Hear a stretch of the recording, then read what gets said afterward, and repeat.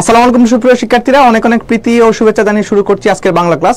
তোমাদের সাথে বাংলা ক্লাস নিয়ে আছি আমি মারজানি খান অন্তর, পড়াশোনা করছি ঢাকা বিশ্ববিদ্যালয়ে। আজকের ক্লাসটি তোমাদের জন্য খুব বেশি জরুরি, কারণ তোমরা যারা জাতীয় বিশ্ববিদ্যালয়ের জন্য প্রিপারেশন নিচ্ছ এবং জাতীয় বিশ্ববিদ্যালয়ে যারা মানবিক, ব্যবসায় শিক্ষা এবং যারা বিজ্ঞান বিভাগের শিক্ষার্থী যারা আছো এবং পরীক্ষা দিবে, তাদের জন্য কিন্তু খুব গুরুত্বপূর্ণ একটা টপিক এবং ওভারঅল এটা কিন্তু সকল পাবলিক ইউনিভার্সিটির পরীক্ষার জন্য কিন্তু খুব হট একটা টপিক, যেটার নাম হচ্ছে সমাস। সো আজকে আমরা সমাস নিয়ে আলোচনা করব। আমাকে একটু প্রত্যেকেই জানাও যে সাউন্ড ঠিকঠাক মতো শোনা যাচ্ছে কিনা, আমাকে সঠিকভাবে দেখা যাচ্ছে কিনা, তারপর আমরা ক্লাসটা শুরু করব। প্রত্যেকেই একটু আমাকে জানাও যে আমরা লাইভে চলে আসছি। আমাদের সাথে যারা সংযুক্ত হবে সবাই একটু আমাদেরকে এই বিষয়টা জানাবে। আমরা 1 মিনিটের মধ্যে ক্লাসটা শুরু করব। তোমরা জানো যে এইখানে আমরা কি করব, আজকে সমাস নিয়ে আলোচনা করব এবং এই সমাস থেকে কিন্তু প্রতি বছর বিভিন্ন বিশ্ববিদ্যালয়ে কিন্তু প্রশ্ন আসে। ঠিক আছে, তো আমরা সমাস নিয়ে আলোচনা করব। তোমরা আমাকে একটু জানাও যে কারা কারা সংযুক্ত হয়েছে লাইভ ক্লাসটিতে। ওকে, আমি দেখি কারা কারা আমাদের সাথে সংযুক্ত হয়েছে।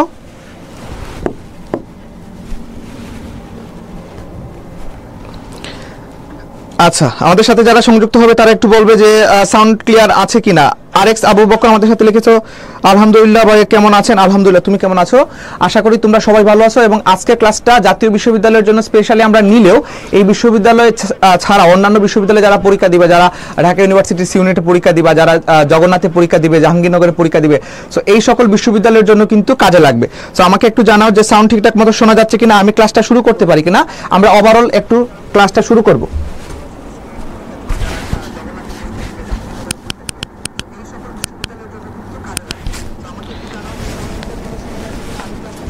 ওকে, আমরা তাহলে ক্লাসটা শুরু করব খুব শীঘ্রই। 1 মিনিটের মতো সময় নিব, সবাই যাতে সংযুক্ত হয়ে যাও।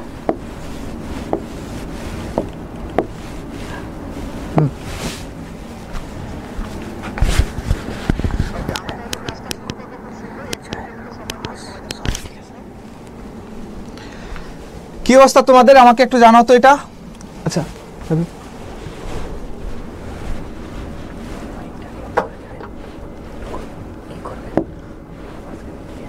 আচ্ছা আচ্ছা, ঠিক আছে, তাহলে আমরা 1 মিনিটের মধ্যে ক্লাসটা কিন্তু আজকে শুরু করব।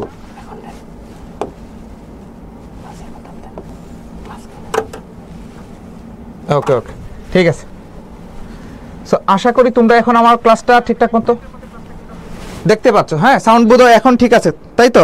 আমরা খুব ভাই একটু বেসিক ধরিয়ে দেন, সব ভুলে যায়। ওকে, তোমাদের যেইখানে প্রবলেমটা হবে সেইখানে কিন্তু আমরা আজকে আলোচনা করবো। এবং তোমরা বলেছো যে ভাই বেসিক থেকে শুরু করার জন্য, এবং আজকে আমরা বেসিক থেকে শুরু করব। তারপর এই বেসিকটা পড়ানোর পর তোমাদেরকে কিন্তু আমরা বিগত বছরের প্রশ্ন সলভ কিংবা বাছাইকৃত যে এমসিকিউ গুলো সমাজ থেকে আসে এইগুলো কিন্তু আমরা এখানে আলোচনা করব। তো আমি 1 মিনিটের মধ্যে একটু ক্লাসটা শুরু করে দিই, সবাই সংযুক্ত হয়ে যাও এবং আমাকে জানাবা। প্রত্যেকেই 5 জন বন্ধুকে মেনশন করো, প্রত্যেকেই একটু 5 জন বন্ধুকে মেনশন করো, তাহলে আমরা কি করব, ক্লাসটা খুব শীঘ্রই শুরু করে দিব, তাই তো? ওকে, আজকে আমাদের আলোচনার টপিক হচ্ছে সমাস। সো সাউন্ডে একটু প্রবলেম ছিল, আশা করি তোমরা এখন সাউন্ড ঠিকঠাক মতো শুনতে পাচ্ছ। ঠিক আছে, তো আমরা শুরু করি। দেখো, আমাদের প্রথমেই যে জিনিসটা জানতে হবে সেটা হচ্ছে যে সমাস শব্দের অর্থ আসলে কি। সমাস শব্দের অর্থ আসলে কি তোমরা এতদিন অনেকভাবে পড়েছো, কিন্তু আজকে আমরা খুব সহজভাবে সমাসটা যাতে শিখতে পারি সেই বিষয়ে কিন্তু আমরা আজকে আলোচনা করব। ঠিক আছে, দেখো, প্রথম কথা হচ্ছে যে সমাস শব্দের অর্থ কি। সমাস শব্দের অর্থ হচ্ছে যে মিলন। সমাস শব্দের অর্থ মানে কি? মিলন, একাধিক পদের এক পদীকরণ, একাধিক পদের এক পদীকরণ। বা এটাকে আমরা আরো সহজে বলতে পারি, এটা হচ্ছে যে সংক্ষেপণ। তোমরা একটু একদম মনোযোগ দিয়ে ক্লাসটা শুরু থেকে শেষ পর্যন্ত করো, তোমরা দেখবা যে তোমাদের সমাস নিয়ে যে যত প্রবলেম ছিল ইনশাল্লাহ এটা তোমাদের দূর হবে। ঠিক আছে, তো আমি তোমাদেরকে প্রথমে যেটা বলবো সেটা হচ্ছে যে এই যে তোমরা দেখতে পাচ্ছ সমাস শব্দের অর্থ মিলন, তোমাদের আরেকটা মাথায় প্রশ্ন আসবে যে ভাই সন্ধি শব্দের অর্থ মিলন। মনে রাখবা, সন্ধি মানে হচ্ছে যে ধ্বনির মিলন, সন্ধি মানে হচ্ছে যে ধ্বনির মিলন, সন্ধি হচ্ছে যে ধ্বনির মিলন। সন্ধি কিসের মিলন? ধ্বনির মিলন। অর্থাৎ দুইটা সাউন্ড একত্রিত হইলে সেটা সন্ধি হবে। আর যখন দুইটা পদ একত্রিত হবে বা অনেকগুলো পদ, একের অধিক পদ যখন একত্রিত হবে তখন সেটা হবে সমাস। তো আমরা একটা উদাহরণ দিই, উদাহরণ দিলে তোমাদের কাছে এই জিনিসটা সহজ মনে হবে। আমি একটু তোমাদের কাছে দেখতে চাই যে কারা কারা ক্লাসটা সংযুক্ত হয়েছে, এবং যারা সংযুক্ত হবে তারা কিন্তু ক্লাসটা একটু নিজেদের টাইমলাইনে শেয়ার করে রাখবা, কারণ এইখান থেকে কিন্তু আমরা আজকে একদম বেসিক থেকে কিন্তু সমাজটা পড়বো। জয়কলির বই সাথে নিয়ে ক্লাস করতেছি। গুড, তোমাকে অনেক অনেক ধন্যবাদ। ঠিক আছে, দেখো আমি তোমাদেরকে এখানে বেসিক থেকে একদম আলোচনা করি এবং ক্লাসটা যেটা করবা, শোনো, তোমরা ক্লাসটা যখন করো তখন ক্লাসটা একটু নোট করার চেষ্টা করবা। মোবাইল সামনে নিয়ে বসে আছো বা ল্যাপটপ সামনে নিয়ে বসে আছো, ক্লাসটা করার পাশাপাশি যদি খাতার মধ্যে একটু টুকটাক জিনিসগুলো যদি নোট করতে পারো, তাহলে এই ক্লাসের অর্জন হিসেবে কিন্তু ক্লাস শেষে এটা কিন্তু তোমাদের থাকবে। ঠিক আছে, তোমাদের এখন অনেকেরই টার্গেট যে না ঢাকা ইউনিভার্সিটিতে পরীক্ষা হয় নাই, আমাদের এখন টার্গেট হচ্ছে জাতীয় বিশ্ববিদ্যালয় কিংবা টার্গেট হচ্ছে তোমার অন্য যে কোনো পাবলিক বিশ্ববিদ্যালয়। সো তাদের সবার জন্য কিন্তু বাংলাটা কিন্তু কার্যকর এবং বাংলা থেকে কিন্তু তোমার ধরো যে 20-30% নাম্বার কিন্তু আসে। আমি তোমাদেরকে একটা উদাহরণ দিই। আমি বললাম মৌ সংগ্রহ করে যে মাছি, মৌ সংগ্রহ করে যে মাছি, ঠিক আছে, একটা শব্দ লিখলাম, বড় একটা শব্দ লিখলাম। এটাকে আমরা কি বলি জানো? এটাকে আমরা বলি মৌমাছি, এটাকে আমরা বলি মৌমাছি। এখন সমাসের দরকার কতটুকু আছে এবার তুমি বুঝতে পারবা। যদি সমাস না থাকতো তাহলে আমাদেরকে মৌমাছিটাকে আমাদের বলতে হইতো মৌ সংগ্রহ করে যে মাছি, বা বলা লাগতো মৌ সংগ্রাহক মাছি। কিন্তু এখন আমরা এত বড় বাক্যটা আমরা বলি না, আমরা কেবল মৌমাছি বলে ফেলি।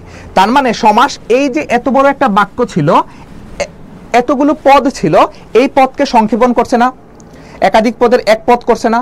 তো আমরা এখন মনে রাখবো এই যে বড় যে বাক্যটা থাকে এইটাকে বলা হয় ব্যাস বাক্য। কি থাকে? এটাকে বলা হয় ব্যাস বাক্য।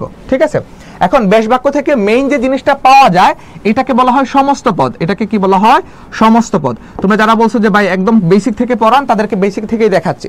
পরীক্ষাতে তোমাদের এই সমস্ত পদ থেকে প্রশ্ন দেওয়া হয়। কি বলা দেওয়া হয়? এই সমস্ত পদ থেকে প্রশ্ন দেওয়া হয়। তোমাকে বলে যে কানাকানি কোন সমাস, তার মানে তোমাকে সমস্ত পদ দিবে কিন্তু। ঠিক আছে, এইবার আসো ব্যাস বাক্যের পূর্বের যে অংশটা, এটাকে বলা হয়, এটাকে কি বলা হয়? এটাকে বলা হয় পূর্বপদ। ব্যাস বাক্যের পূর্বের অংশটাকে বলা হয় পূর্বপদ এবং পরের যে অংশটা থাকবে এটাকে বলা হয় পরপদ। এটাকে কি বলা হয়? পরপদ। বোঝা গেছে? ব্যাস বাক্যের অপর নাম কিন্তু বিগ্রহ বাক্য। এটা গুচ্ছভুক্ত বিশ্ববিদ্যালয়ে কিন্তু আগত একটা প্রশ্ন যে ব্যাস বাক্যের অপর নাম কি, এরকম ভাবে কিন্তু প্রশ্ন আসে। ঠিক আছে, তো কারা কারা সংযুক্ত হয়েছে আমাকে আরেকটু, আমি তোমাদের নাম দেখতে চাই। একটু ক্লাসটা শেয়ার করে দাও ফ্রেন্ডদেরকে, 5 জন বন্ধুকে মেনশন দাও যে না এতদিন কি করেছো না করেছো জানি না, কিন্তু তোমরা এখন 5 জন বন্ধুকে নিয়ে একত্রে সমাসের ক্লাসটা করো। তারপর তোমরা ক্লাস শেষ করে বললো যে ভাই সমাসের বেসিকটা ক্লিয়ার হয় নাই। ঠিক আছে, সেটা আমি আমার নিজ দায়িত্বে মেনে নিব। তোমাদের কাজ হচ্ছে যে একটু বন্ধু বান্ধবদেরকে একটু বেশি বেশি মেনশন করে দেওয়া এবং ক্লাসটা শেয়ার করে রাখা। যারা যারা ক্লাসটা শেয়ার করেছে আমি তাদের নামগুলো একটু পড়বো।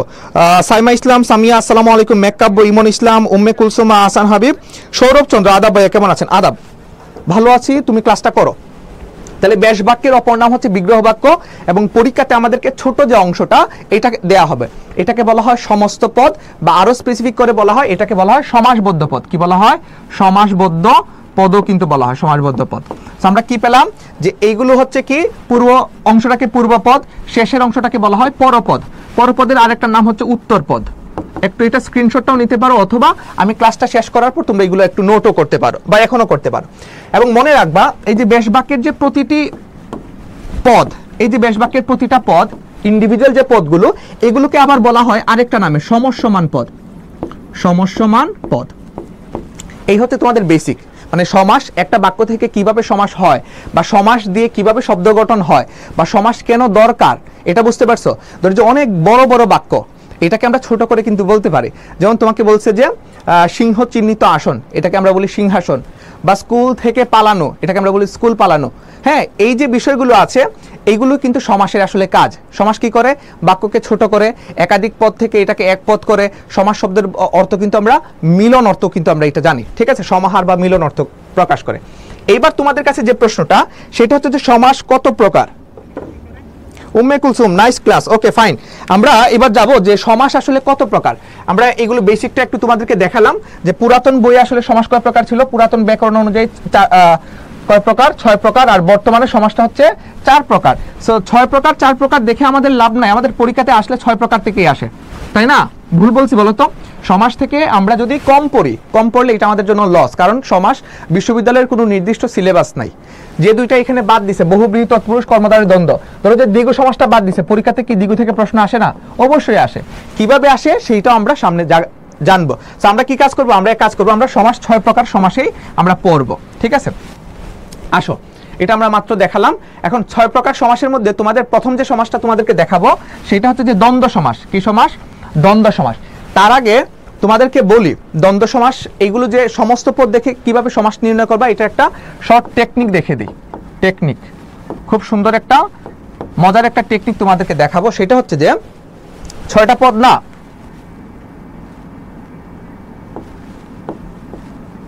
দ্বিতক। দ্বিতক মানে কি জানো? আমি তোমাদেরকে দেখাই কোন সমাসে কোন পদ প্রধান। এটা যদি তোমরা জানো তাহলে তোমাদের কাছে আরো বেশি সহজ হবে। দ্বি মানে হচ্ছে যে দ্বিগু সমাস, দ্বি মানে কি দ্বিগু সমাস। তারপর ত মানে হচ্ছে যে তৎপুরুষ সমাস, ত মানে হচ্ছে যে তৎপুরুষ সমাস, তাই তো? একটু সমাসগুলোর সাথে অ্যাড্রেস হোক। ক মানে হচ্ছে যে কর্মধারয় সমাস, কর্মধারয় সমাস। কি সমাস? কর্মধারয় সমাস। সো এই 3টা সমাসে পরপদ প্রধান। কোন পদ প্রধান? পরপদ প্রধান। লিখে নাও একটু খাতার মধ্যে যে দ্বিগু, তৎপুরুষ এবং কর্মধারয়, এই 3টা সমাসে সর্বদা পরপদ প্রধান হবে। আর পরপদ কোনটা তোমাদেরকে বলছি, একটা যখন সমস্ত পদ দেয়া থাকবে, অর্থাৎ একটা যখন সমস্ত পদ বা সমাসবদ্ধ পদ দেয়া থাকবে, এই পদটা 2টা কি থাকবে? 2টা পদ থাকবে। যেমন তোমাকে এখানে বলা হয়েছে, সাপোজ আগেরটা যেটা বলছিলাম মৌমাছি, কিংবা তোমাকে বলা হয়েছে, তোমাকে কি বলা হইলো, ধরো যে নয়ন কমল, নয়ন কমল, ঠিক আছে?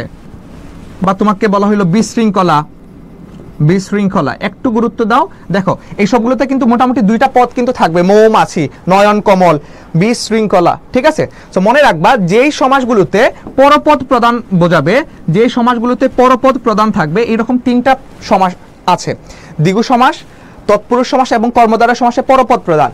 আর পূর্বপদ প্রধান কোন সমাসে জানো? পূর্বপদ প্রধান হচ্ছে অব্যয়ীভাব সমাসে। পূর্বপদ প্রধান হচ্ছে অব্যয়ীভাব সমাস, অব্যয়ীভাব সমাস। অব্যয়ীভাব সমাসে পূর্বপদ প্রধান। আর উভয় পদ প্রধান কোন সমাসে জানো? উভয় পদ প্রধান হচ্ছে দ্বন্দ্ব সমাসে। এটা যদি তুমি জানো তাহলে তোমার সমাসের আমি মনে করবো যে বেসিক 30 to 40% তোমার হয়ে যাবে। উভয় পদ প্রধান হচ্ছে দ্বন্দ্ব সমাসে, উভয় পদ প্রধান হচ্ছে দ্বন্দ্ব সমাসে। উভয় পদ প্রধান হচ্ছে কোন সমাসে? দ্বন্দ্ব সমাসে। দ্বন্দ্ব সমাসে 2টাই প্রধান। লেখা কি দেখা যায় ঠিকঠাক মতো? আমাকে একটু বলো, আমাকে একটু বলো লেখা দেখা যায় কিনা ঠিকঠাক মতো। আমাদের সাথে যারা সংযুক্ত হয়েছে, অনেকেই পরবর্তীতে সংযুক্ত হয়েছে, তাদের উদ্দেশ্যে বলবো আজকের ক্লাসটা অল ইউনিভার্সিটির জন্য বলা যায়। স্পেশালি আমরা ন্যাশনাল ইউনিভার্সিটির একটা কোর্স লঞ্চ করেছি, সেটা হচ্ছে যে তোমরা যারা জাতীয় বিশ্ববিদ্যালয়ের জন্য প্রিপারেশন নিচ্ছ, কিংবা জাতীয় বিশ্ববিদ্যালয়ে পড়তে চাও, বা যাদের টার্গেট যে জাতীয় বিশ্ববিদ্যালয়ে একটা পরীক্ষা দিবা, তারা পরীক্ষাটা কোন মানবন্টনে হবে, কিভাবে হবে, সেটা কিন্তু তোমরা অনেকেই জানো না। কারণ বিগত 10-11 বছর আগে কিন্তু পরীক্ষা হয়েছিল জাতীয় বিশ্ববিদ্যালয়ের লাস্ট, মানে ভর্তি পরীক্ষা দিয়ে। তো তাদের জন্য কিন্তু আমাদের জয়কলি থেকে কিন্তু আমাদের ভর্তি সহায়িকা যে বইটি আছে, এটা বিজ্ঞান, মানবিক এবং ব্যবসায় শিক্ষা শাখার জন্য কিন্তু বাজারে কিন্তু লাইব্রেরিতে কিন্তু পাওয়া যাচ্ছে। এখন তাদের জন্য আরেকটা অফার আছে, সেটা হচ্ছে যে তোমরা চাইলে কিন্তু আমাদের যে ন্যাশনাল ইউনিভার্সিটি চ্যাম্পিয়ন কোর্স, এই চ্যাম্পিয়ন কোর্সে কিন্তু তোমরা ফ্রিতেই কিন্তু সংযুক্ত হতে পারবা। কিভাবে? এখানে আমরা তোমাদেরকে একদম তোমাদের ন্যাশনাল ইউনিভার্সিটির পরীক্ষার আগ মুহূর্ত পর্যন্ত, এগুলো তো ফ্রি ক্লাস, তোমাদেরকে সিক্রেট গ্রুপে কিন্তু ক্লাস নেওয়ানো হবে, অর্থাৎ বেসিক টু অ্যাডভান্স পড়ানো হবে। তোমাদেরকে ক্লাস শেষে তোমাদেরকে পিডিএফ দেওয়া হবে। সো এইটা করার জন্য তোমাদের কাছে 2টা অপশন। একটা হচ্ছে যে কোর্স ফি, নামমাত্র একটা ফি নেওয়া হচ্ছে, সেটা 600 টাকার মতো, এটা দিয়ে পেমেন্ট করতে পারো। অথবা আমাদেরকে যদি এই 3টা বইয়ের, অর্থাৎ তুমি যদি মানবিকের হও, তাহলে মানবিকের ভর্তি সহায়িকা কিনে যদি আমাদের হোয়াটসঅ্যাপ নাম্বারে এবং আমাদের যদি পেজে ইনবক্স করো, তাহলে কিন্তু তুমি ফ্রিতেই কিন্তু এই কোর্সটা পেয়ে যাচ্ছ। তার মানে তোমাদের 2টা সুযোগ, বুঝো কিন্তু জয়কলি থেকে তোমাদেরকে 2টা অফার দেওয়া হচ্ছে। একটা হচ্ছে যে 600 টাকা দিয়ে প্রায় 6000 টাকার একটা কোর্স পাচ্ছ, প্রথম কথা। আর দ্বিতীয় কথা হচ্ছে যে তোমার টাকাও লাগবে না, তোমার কোনো টাকাই লাগবে না। জাস্ট কি করবা, তুমি এই যে আমাদের যে ভর্তি সহায়িকা জয়কলির বইটা আছে, প্রশ্ন ব্যাংক ভর্তি সহায়িকা, এই বইটার মধ্যে তোমরা কি করবা, এই বইটা কিনে আমাদের হোয়াটসঅ্যাপ নাম্বার আমি দিব, এই হোয়াটসঅ্যাপ নাম্বারে তোমরা যদি ছবি তুলে পাঠাও, মানে তুমি যে বইটা কিনেছো এটার সাথে যদি একটা ছবি কিংবা একটা সেলফি পাঠাও, তাহলে কিন্তু তোমাকে আমাদের প্রাইভেট গ্রুপে কিন্তু যুক্ত করা হবে। তার মানে ইজি প্রসেস, বোঝা গেছে?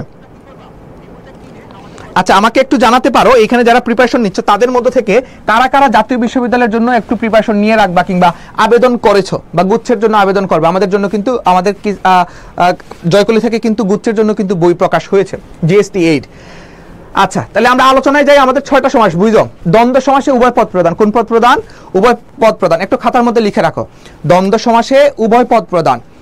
অব্যয়ীভাব সমাসে পূর্ব পদ প্রদান। অব্যয়ীভাব সমাসে কোন পদ প্রদান? পূর্ব পদ প্রদান। তোমাদেরকে কিন্তু বলছি যে পূর্বপদ পরপদ কোনটা। তারপর দ্বিতক 3টা সমাস এখানে আমরা পেয়ে গেছি, কমন 3টা সমাস, দ্বিগু, তৎপুরুষ এবং কর্মধারয় পরপদ প্রদান। আর কোন সমাসটা আছে বলো? 5টা সমাস হয়ে গেছে। দ্বন্দ্ব, অব্যয়ভাব, দ্বিগু, তৎপুরুষ, কর্মধারয়। আর কোন সমাসটা বাকি আছে আমাকে বলো, আর কোন সমাস বাকি আছে? তোমরা এখন বলবা যে ভাই আর যে সমাসটা বাকি আছে সেটার নাম হচ্ছে বহুব্রীহি সমাস। কোন সমাস? বহুব্রীহি সমাস। এই বহুব্রীহি সমাসে কোন পদ প্রধান জানো? বহুব্রীহি সমাসে অন্য পদ প্রধান। সো এটা একটা স্ক্রিনশটটা নাও তো, দেখবা যে তোমার বেসিকটা অনেকাংশে কিন্তু ক্লিয়ার হয়ে যাবে। বেসিকটা তোমার ক্লিয়ার হবে যে এই যে ছয়টা সমাসের মধ্যে কোন পদ প্রধান। আমরা বেশ বাক্য দিয়ে সমাস শিখবো, কিন্তু পরীক্ষাতে তো বেশ বাক্য আসে না, পরীক্ষাতে আসে পদের মাধ্যমে নির্ণয় করতে হয়। তুমি যদি এই জিনিসটা যদি তুমি ধরতে পারো তাহলে আমি বলবো যে সমাসের বেসিকটা তোমার অনেকাংশে ক্লিয়ার হয়ে গেছে। যে দ্বন্দ্ব সমাসে উভয় পদ প্রধান, তারপর অব্যয়ভাব সমাসে পূর্ব পদ প্রধান, মানে পূর্বের পদটা প্রধান। দ্বিতক, দ্বিগু, তৎপুরুষ এবং কর্মধারয়, এই তিনটা সমাসেই পরপদটা প্রধান। আর বহুব্রীহি সমাসে উভয় পদও না, পূর্ব পদও না, পরপদও না, বরং ভিন্ন একটা পদ বা তৃতীয় একটা পদ বা অন্য একটা পদ প্রধান। বুঝতে পারছো? আচ্ছা, তাহলে আমরা অন্য স্লাইডে যাব এবং তোমাদেরকে এখন সমাসের আরো যে বিষয়গুলো আছে এগুলো একটু দেখাবো। আবেদন করেছি ভাই, অ্যাপ্লাই করছি। ওকে, বইয়ের দাম কত? বইয়ের দাম হচ্ছে 510 টাকা। ঠিক আছে, সো আমার কাছে মনে হয় যে তোমরা বইটা যদি কিনো তাহলে তোমাদের আর কি লাগবে না, তোমাদের ওই যে 600 টাকা দিয়ে কোর্সটা কিনা লাগতেছে না। সো তোমাদের জন্য দুইটা অপশনই কিন্তু এখানে রয়েছে। আচ্ছা, এইবার তোমাদেরকে বলি, তোমরা যারা প্রিপারেশন নিবা তাদের কিন্তু টপিক মার্কিং করাটা জানতে হবে। ম্যাক্সিমাম স্টুডেন্টই কিন্তু মানে অনেক পড়াশোনা করে, কিন্তু দিন শেষে আসলে কোনো আউটপুট আসে না, সে আসলে গোছানো ওয়েতে কিন্তু পড়তে পারে না। সো এই গোছানো ওয়েতে পড়ার জন্য, গুছিয়ে পড়ার জন্য হ্যাঁ তোমাদেরকে অবশ্যই টপিক মার্কিংটা করা কিন্তু জানতে হবে। এবং এই টপিক মার্কিং এর জন্য গুরুত্বপূর্ণ জিনিস হচ্ছে এই সমাসটা কিন্তু তোমাকে কোনো কারণে স্কিপ করতে পারবে না। যে কোনো জায়গায় পরীক্ষা দাও না কেন সমাস থেকে কিন্তু প্রশ্ন আসে। সো আমরা কি বললাম, 6টা সমাসের কোন পদ প্রধান সেটা আমরা জেনে গেলাম। ঠিক আছে, আচ্ছা এখন দ্বন্দ্ব সমাসে উভয় পদ প্রধান। এখন দ্বন্দ্ব সমাসটা আমরা একটু তোমাদেরকে বলি, দ্বন্দ্ব সমাসটা কিভাবে উভয় পদ প্রধান। ধরো এটা স্ক্রিনশট নিছো না তোমরা, আমি তাহলে এটা মুছে ফেললাম। দ্বন্দ্ব সমাসে উভয় পদ প্রধান। সো দ্বন্দ্ব সমাসের সংজ্ঞাটা আমি তোমাদের, দ্বন্দ্ব সমাসের সংজ্ঞাটা তোমাদেরকে আমি একটু লিখে দেখাবো। এখন দ্বন্দ্ব সমাসের সংজ্ঞাটা তোমাদেরকে আমি একটু দেখাই, এখানে ফাঁকা জায়গা আছে, আমি এখানে লিখি। দেখো দ্বন্দ্ব সমাস, এখন দ্বন্দ্ব সমাসে তোমরা মুখস্থ করে আসছো যে সমাসে যে সমাসে সমসমান পদের উভয়টির অর্থের প্রাধান্য পায় সেটাকে বলা হয় দ্বন্দ্ব সমাস, মানে উভয় পদ প্রধান। ধরো পরীক্ষাতে আসছে মা বাবা, পরীক্ষাতে কি আসছে? মা বাবা। পরীক্ষাতে আসছে দোয়াত কলম, কি আসছে? দোয়াত কলম, তাই তো? পরীক্ষাতে আসছে দোয়াত কলম। এরপরে তোমার পরীক্ষাতে আসলো লাভ ক্ষতি, তাই তো? এখন এইগুলো বলছে। এখন তুমি যদি একটু চালাক হয়ে থাকো তাহলে বুঝবা যে এই প্রতিটাই কি সমাস হয়? দ্বন্দ্ব সমাস হয়। আমরা এটার ব্যাখ্যাটা দিই। ধরো যে প্রতিটাতে কি আছে? দুইটা করে পদ আছে, পূর্বপদ পরপদ, পূর্বপদ পরপদ, পূর্বপদ পরপদ। এখন আসো যে মা বাবা বলতে কি কেবল মাকে বোঝায় নাকি কেবল বাবাকে বোঝায়? তুমি বলবা যে ভাই মা বাবা বলতে মাকেও বোঝায় বাবাকেও বোঝায়, তার মানে উভয় পদ প্রধান। বুঝছো? তোমাকে পরীক্ষার হলে কিন্তু এইগুলো কিন্তু খেয়াল রাখতে হবে। যত বেশি প্র্যাকটিস করবা দেখবা যে সমাস তোমার কাছে তত বেশি সহজ মনে হচ্ছে। তো তুমি প্রথমে কি করবা, দেখো মা বাবা এখানে দুইটা পদ, উভয় পদ প্রধান হচ্ছে কিনা। যদি হয় তাহলে ওই যে আমরা বললাম না, আমরা বেশ বাক্য দিয়ে বা মুখস্থ করে সমাস শিখবো না, আমরা পদের মাধ্যমে সমাস শিখবো। তো তুমি বলো, আমরা জানতাম যে দ্বন্দ্ব সমাসে কোন পদ প্রধান? দ্বন্দ্ব সমাসে উভয় পদ প্রধান। কোন পদ প্রধান? উভয় পদ প্রধান। মা বাবা বলতে মাকেও বোঝায় বাবাকেও বোঝায়, তার মানে এটা দ্বন্দ্ব সমাস। ঠিক আছে, দোয়াত কলম। এখন দোয়াতটা কি জানো? ধরো যে প্রাচীন মানে আগের সময়ে এরকম কিন্তু কালির একটা পাত্র থাকতো যেটার মধ্যে কালি থাকতো এবং আরেকটা কলমের মতো এরকম থাকতো। এটা কলম হয়েছে কিনা আমি জানি না। সো এই যে দোয়াত কলম, অর্থাৎ এইখান থেকে কালি নিয়ে তারপর কলম দিয়ে লিখতে হতো আর কি। সো এখন দোয়াত কলম বলতে কি কেবল দোয়াতকে বোঝাইতেছে নাকি এই কলমটাকে বোঝাইতেছে? তুমি বলবা যে না ভাই দোয়াত কলম বলতে তো দোয়াতকে বোঝাচ্ছে, কলমকে বোঝাচ্ছে। সো এখানে উভয় পদ প্রধান, এই জন্য দ্বন্দ্ব সমাস, কারণ দ্বন্দ্ব সমাসে কেবল উভয় পদ প্রধান হয়। লাভ ক্ষতি, লাভ ক্ষতি বলতে তুমি কেবল ক্ষতিকে বুঝতেছো নাকি লাভকে বুঝতেছো? তুমি দুইটাই বুঝতেছো, তার মানে এইটাও উভয় পদ প্রধান। তোমাদেরকে এবার একটা ফাঁকিবাজি টেকনিক দেই, সেটা হচ্ছে যে 95% ক্ষেত্রে, কি পার্সেন্ট ক্ষেত্রে? 95% ক্ষেত্রে দ্বন্দ্ব সমাসে তোমরা দেখবা হাইপেন থাকবে। কি থাকবে? 95% ক্ষেত্রে দ্বন্দ্ব সমাসে হাইপেন থাকবে। দ্বন্দ্ব সমাসে হাইপেন থাকবে। হাইপেন তো বুঝো নাকি হাইপেন বুঝো না? বলো। হাইপেন থাকবে। 95% ক্ষেত্রে এটা হচ্ছে যে একটা স্পেশাল একটা টেকনিক তোমাদেরকে বলে দিলাম, ফাঁকিবাজি টেকনিক। ঠিক আছে, এটা একটু নোট করো, এটা একটু নোট করে রাখো যে দ্বন্দ্ব সমাসের 95% ক্ষেত্রে বাই বলছেন যে মানে হাইপেন থাকবে। এখন হাইপেন কিরকম থাকবে, যেমন ধরো লাভ ক্ষতি, আয় ব্যয়, জমা খরচ, দা কুমড়া, অহিনকুল, আকাশ পাতাল, স্বর্গ নরক। সো এই সবগুলোই কিন্তু দ্বন্দ্ব সমাস। এই সবগুলোই কোন সমাস? দ্বন্দ্ব সমাস।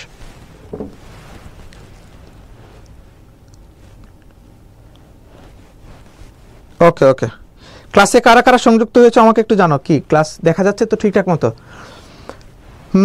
আমাকে বলো একটু তোমরা, দ্বন্দ্ব সমাসটা তোমাদের কাছে ক্লিয়ার কিনা বলো। দ্বন্দ্ব সমাসটা তোমাদের কাছে এই যাত্রায় ক্লিয়ার কিনা আমাকে বলো। আজকে পিডিএফ পাবো কি ক্লাসের? আচ্ছা, আরেকটা জিনিস আমি তোমাদেরকে বলি, যে কোনো দোকান থেকে কিনতে পারবা।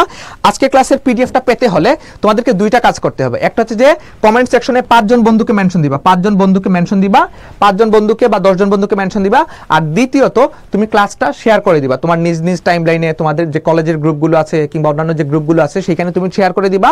এবং এই দুইটা কাজ করার পর তুমি কমেন্ট সেকশনে ডান লিখে কমেন্ট করবা, আমি তোমাদেরকে পিডিএফটা দেওয়ার ব্যবস্থা করে দিব। ঠিক আছে? সো আজকের ক্লাসের ফুল পিডিএফটা পেতে হলে তোমাকে এই দুইটা কাজ করতে হবে, কারণ আমরা একটা ভালো কাজ করতেছি, এর বিকল্প কেবলই ভালো কাজ হতে পারে। সো তোমরা এটাকে একটু স্প্রেড করে দাও, সবার কাছে এটা পৌঁছে দাও। সো আমাকে একটু বলো দ্বন্দ্ব সমাসের বেসিকটা তোমরা বুঝতে পারছো কিনা, যে দ্বন্দ্ব সমাসে কি থাকবে, ব্যতিক্রমী দ্বন্দ্ব সমাস আছে, এগুলো আমরা আলোচনা করতেছি। বলো দ্বন্দ্ব সমাসের 95% ক্ষেত্রে দ্বন্দ্ব সমাসে হাইপেন থাকবে, মা বাবা, দোয়াত কলম, লাভ ক্ষতি, এগুলো দ্বন্দ্ব সমাস। এবার তোমাকে একটা প্রশ্ন দিলাম, তোমাকে বলো চা বিস্কুট কোন সমাস? তাইলে চা বিস্কুট এটা কোন সমাস? চা বিস্কুট কোন সমাস?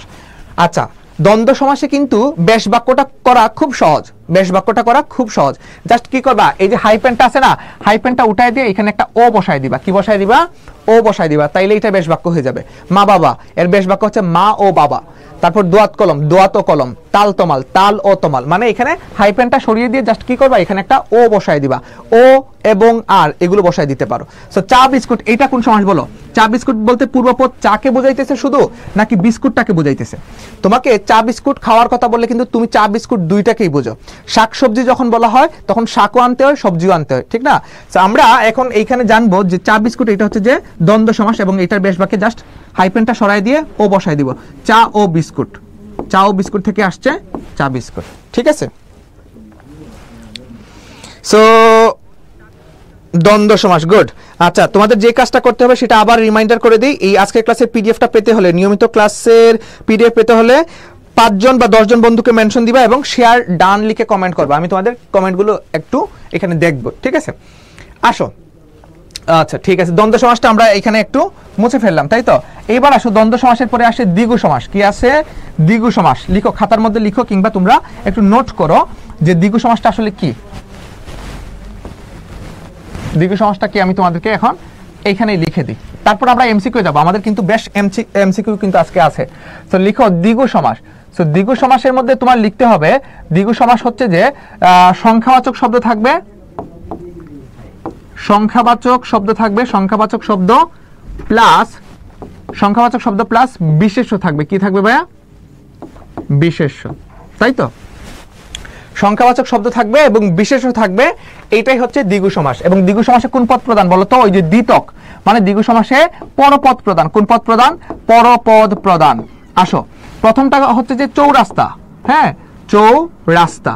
আমি এখন তোমাদেরকে যে জিনিসটা দেখাবো, এই চৌরাস্তা শব্দের মধ্যে দুইটা পদ রয়েছে। একটা হচ্ছে যে চৌ বা চার একটা পদ, এবং রাস্তা এটা হচ্ছে যে আরেকটা পদ। এখন তুমি বলো, চৌরাস্তা বলতে তুমি পূর্বপদ চারকে বুঝতেছো নাকি রাস্তাকে বুঝতেছো? বলো আমাকে এটা। চৌরাস্তা বলতে আলটিমেট আমরা আসলে কিন্তু চারটা রাস্তার যে সমাহার, এটাকে কিন্তু আমরা বুঝি। এটা কিন্তু আসলে একটা চৌরাস্তা হয়, তাই না? চারটা রাস্তা একত্রে মিলিত হলে সেটাকে আমরা বলি চৌরাস্তা। তার মানে তুমি আলটিমেট কিন্তু একটা রাস্তাকে বুঝতেছো। কি বুঝতেছো? চৌরাস্তা। তোমাকে কেউ বলছে যে ফোন দিয়ে যে তুই কই মানে এখন কই আছো, যে আমাদের গাজীপুর বা যে কোনো জায়গায় চৌরাস্তায় চলে, বা একটা জায়গায় লোকেশন দিয়ে বললো যে আমাদের চৌরাস্তায় চলে। চৌরাস্তা বলতে কিন্তু তোমার মাথার মধ্যে কিন্তু রাস্তাটাকে কিন্তু বুঝতেছো। তার মানে দ্বিগু সমাসে পরপদ প্রদান, এই যে রাস্তাটাকে কিন্তু তুমি এখানে বুঝতেছো। আর দেখবা পূর্বপদে কি থাকবে? সংখ্যাবাচক শব্দ থাকবে। চৌ মানে কি? চার। চার রাস্তার সমাহার। দ্বিগু সমাসে লিখার ক্ষেত্রে জাস্ট কি করবা? বেশ বাক্য লিখার ক্ষেত্রে সমাহার বসাই দিবা। কি বসাই দিবা? সমাহার। আমি লিখে দিই চার রাস্তার, চার এটা তুমি কথায় লিখো, চার রাস্তার সমাহার।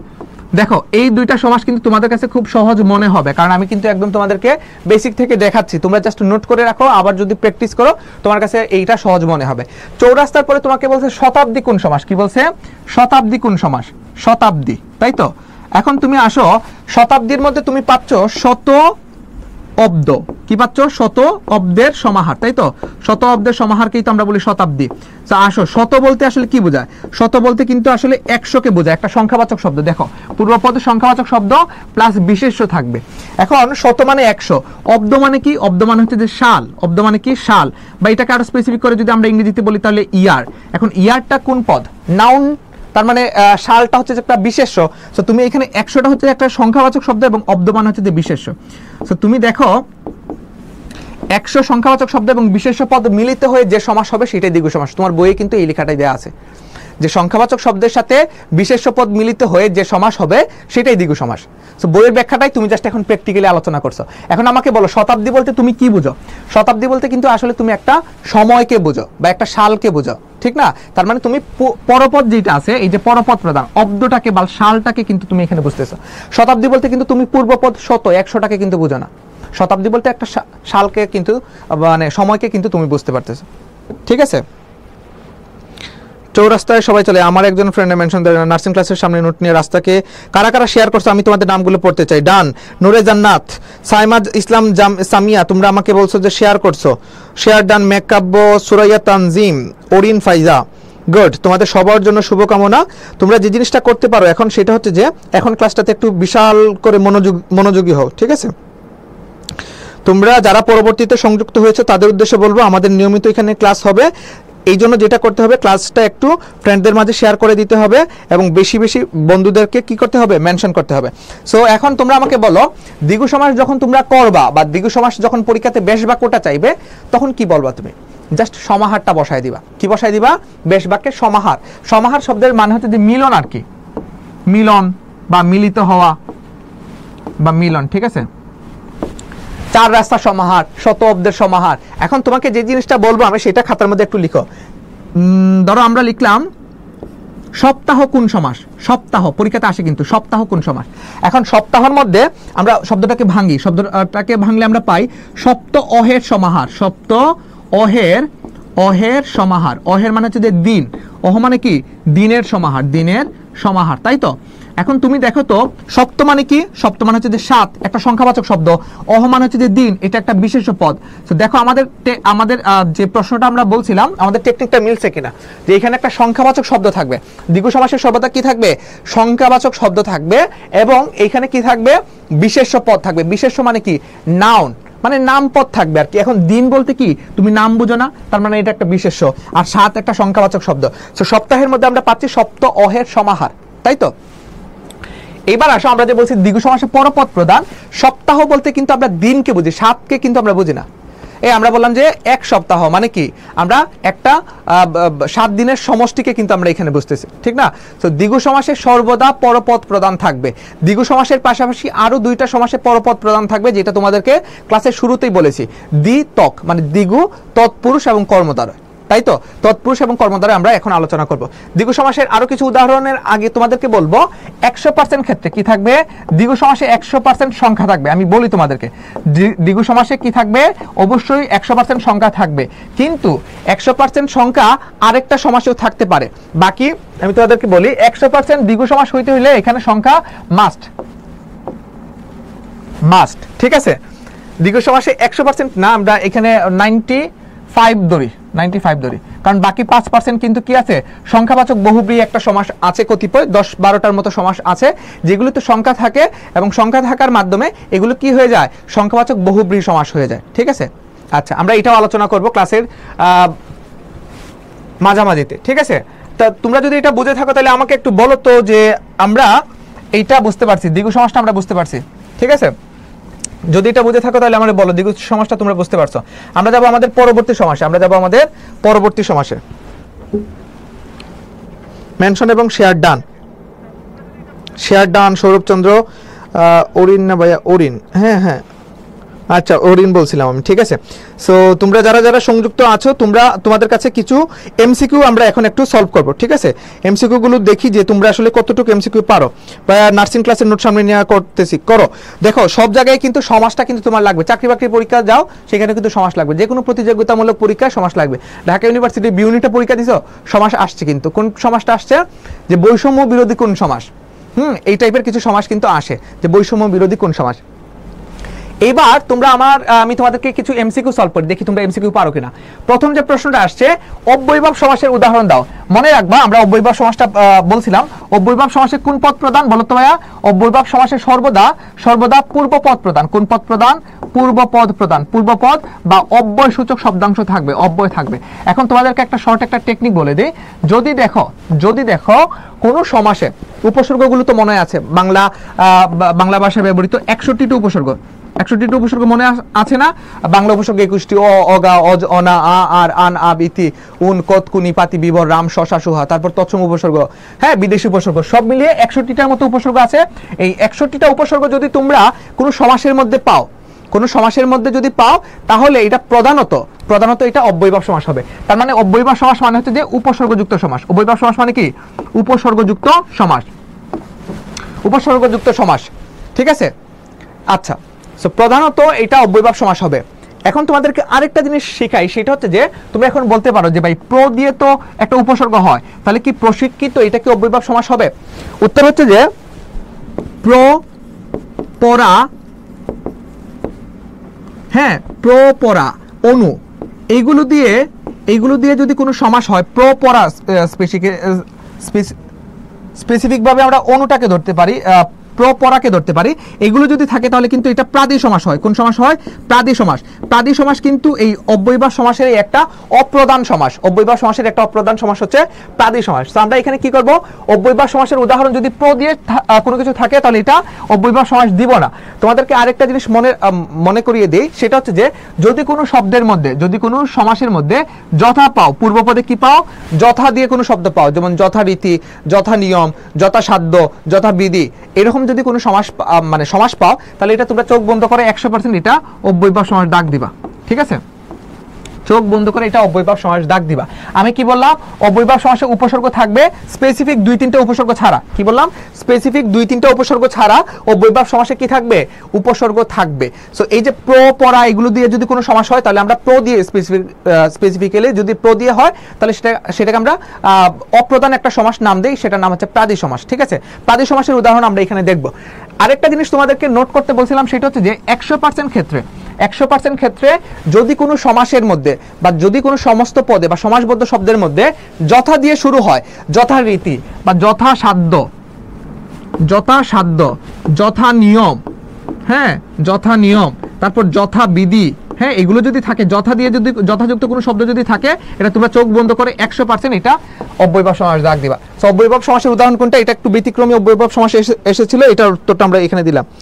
ভাইয়া আইডি লিংক আমি দিব, সমস্যা নাই, তোমরা ক্লাসটা করো, পাশে শেয়ার অপশনটা দাও। ওকে ভাই, সমাস তো পড়ো নাই। যারা সমাস পড়ো নাই তাদের কাছে একটু কঠিন মনে হবে, তারপরে বলতেছি ক্লাসটা একটু লম্বা হবে, কিন্তু তারপর তুমি যদি একটু কি বলে এটাকে, একটু যদি শেয়ার করে রাখো, তারপর ক্লাসটা যদি আবার দেখো, প্র্যাকটিস করো, যে জয়কলির যে বাংলা বিচিত্রা বইটা আছে, সেই বই থেকে যদি তুমি সলভ করো, তাহলে তোমার কাছে কিন্তু এটা অনেক বেশি সহজ মনে হবে। আসো, পঙ্কজ কোন সমাস? পঙ্কজ এটা কোন ধরনের সমাস?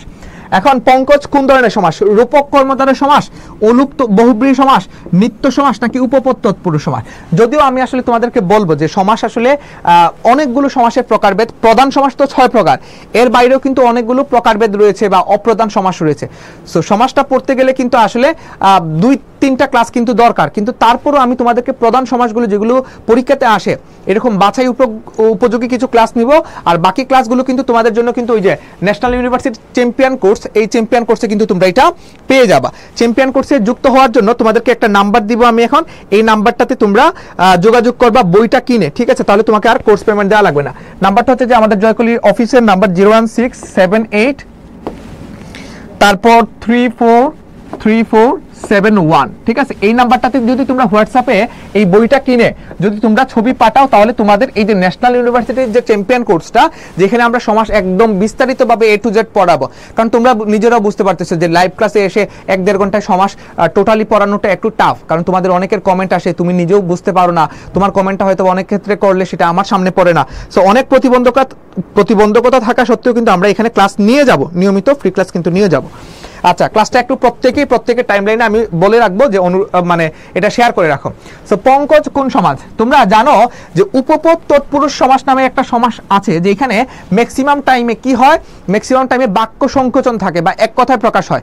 আমি বলছি না যে এক কথায় প্রকাশ থাকলে এটা উপপদ তৎপুরুষ সমাস হবে, কিন্তু ম্যাক্সিমাম টাইমে 95% ক্ষেত্রে, আমি 95 বারবার নিচ্ছি কারণ 95% ক্ষেত্রে কি হয়, উপপদ তৎপুরুষ সমাসে বেশ বাক্যের মধ্যে কি থাকবে, বেশ বাক্যটা যখন হবে তখন সেটা এক কথায় প্রকাশ হবে। যেমন পঙ্কে জন্মে যা, পঙ্কে জন্মে যা, পঙ্কজ বলতে কিন্তু পদ্মফুলকে কিন্তু এখানে বোঝানো হয়েছে, পদ্মফুল পানিতে জন্মায়, তোমরা জানো। সো পঙ্কজ কোন সমাস? উপপদ তৎপুরুষ সমাস।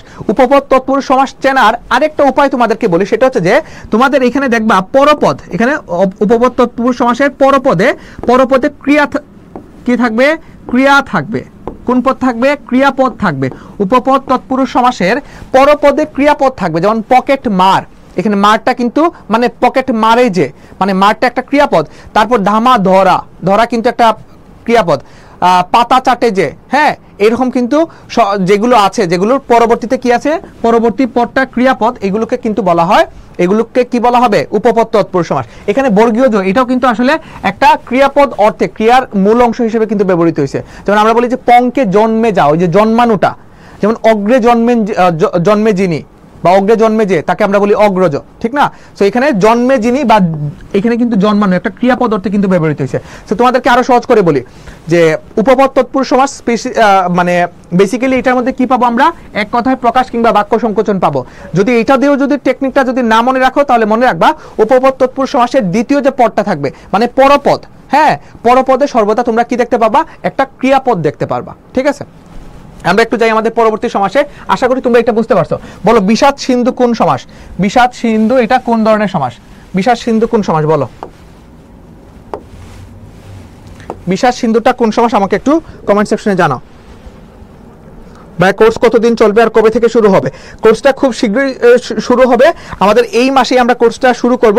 সো তোমাদের কাজটা হচ্ছে যে তোমরা যত দ্রুত সম্ভব বইটা কিনে, জয়কলির বইটা কিনে, এই যে তুমি যদি মানবিকের হো, মানবিকের ব্যবসা শিক্ষা হলে ব্যবসা শিক্ষা, এবং যদি বিজ্ঞান শাখার হো তাহলে বিজ্ঞান শাখার নিজ ইউনিটের বইটা কিনে আমাদেরকে কি করবা, আমাদেরকে হোয়াটসঅ্যাপ করবা এই নাম্বারে, ঠিক আছে? ক্লাসটা তোমরা অনেকেই শেয়ার করো নাই, পরবর্তীতে যারা সংযুক্ত হয়েছে তারা কিন্তু ক্লাস যেভাবে পারবা না, মানে তারা যেভাবে কোর্সটাতে যেভাবে ভর্তি হতে পারবে না, তারা কিন্তু আমাদের এই ক্লাসের পিডিএফটাও কিন্তু পাবে না। এখানে কিন্তু বেশ কিছু বাছাইকৃত এমসিকিউ, যেগুলো তুমি যদি পিডিএফ আকারে যদি একবার পড়ে ফেলে 10 মিনিটের মধ্যে, তোমার কিন্তু অনেকগুলো এমসিকিউ কিন্তু জানা হবে। আমাকে বলো বিষাদ সিন্ধু কোন সমাস? বিষাদ সিন্ধু কোন ধরনের সমাস?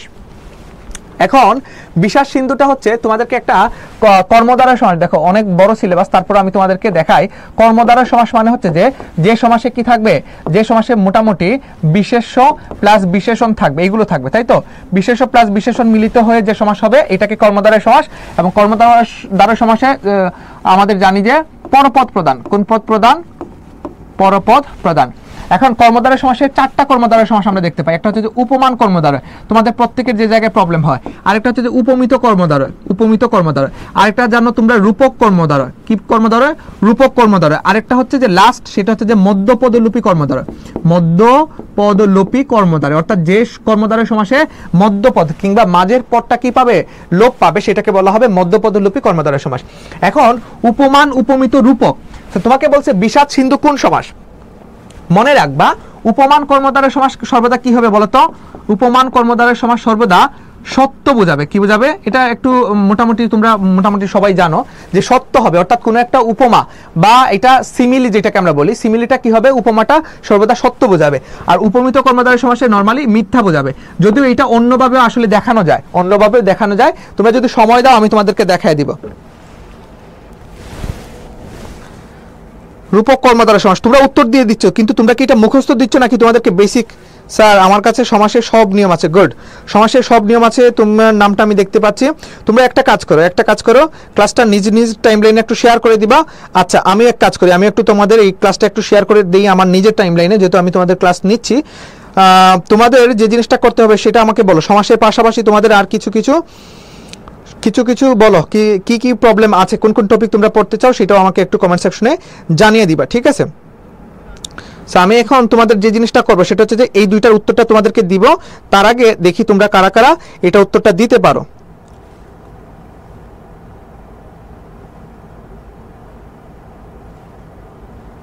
আচ্ছা, দুইটার উত্তর দাও। বিষাদ সিন্ধু, বিষাদ রূপ সিন্ধু। বিষাদ সিন্ধু কি? বিষাদ রূপ সিন্ধু, এটাকে আমরা বলি বিষাদ সিন্ধু, তাই তো? আমরা 1 মিনিট দেখো।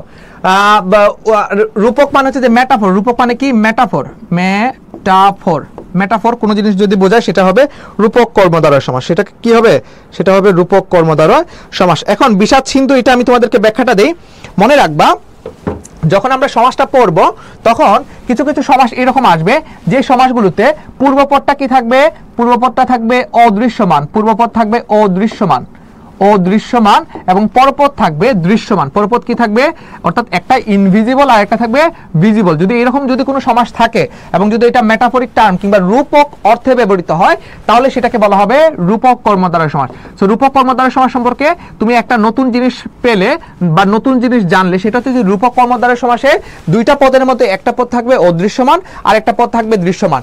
যেমন বিষাদ সিন্ধু, এখানে বিষাদ সিন্ধুটা মানে তোমার যে বিষাদটা বা তোমার মনের যে দুঃখ, দুর্দশা, হতাশা, গ্লানি, কষ্ট, ক্লান্তি, এটাকে সিন্ধু নদীর সাথে বা বিশালতার সাথে তুলনা করা হয়েছে, ঠিক আছে? তো এটা নিঃসন্দেহে একটা রূপক করতে কিন্তু ব্যবহৃত হয়েছে। তোমার কি আসলে দুঃখ কষ্ট আসলে সিন্ধু নদীর মতো বিখ্যাত মানে বিশাল? এরকম কি তোমার কষ্টটা এতই কষ্ট তোমার নিজের মধ্যে? বলো আমাকে। যদি নাই হয়ে থাকে তার মানে এটা একটা রূপক অর্থে ব্যবহৃত হয়েছে। এবং রূপক অর্থে ব্যবহৃত হওয়ার পরে আমরা সেকেন্ড যে জিনিসটা চেক দিব সেটা হচ্ছে যে দেখো তো বিষাদ জিনিসটা অদৃশ্যমান কিনা। তুমি কি বিষাদ দেখতে পাও? আমি যদি বলি এই তুমি যে এত তোমার যে কষ্ট, এত যে তোমার ডিপ্রেশন, হতাশা, তুমি আমার এটা দেখাও, তুমি আমার দেখাইতে পারবা? বলবা যে না ভাই এটা তো আমার ভিতরে ভিতরে হয়, এটা তো আমি কষ্টটা ফিল করতে পারি। তার মানে এটা অদৃশ্যমান। এটা কি? অদৃশ্যমান পূর্বপদ। আর কি?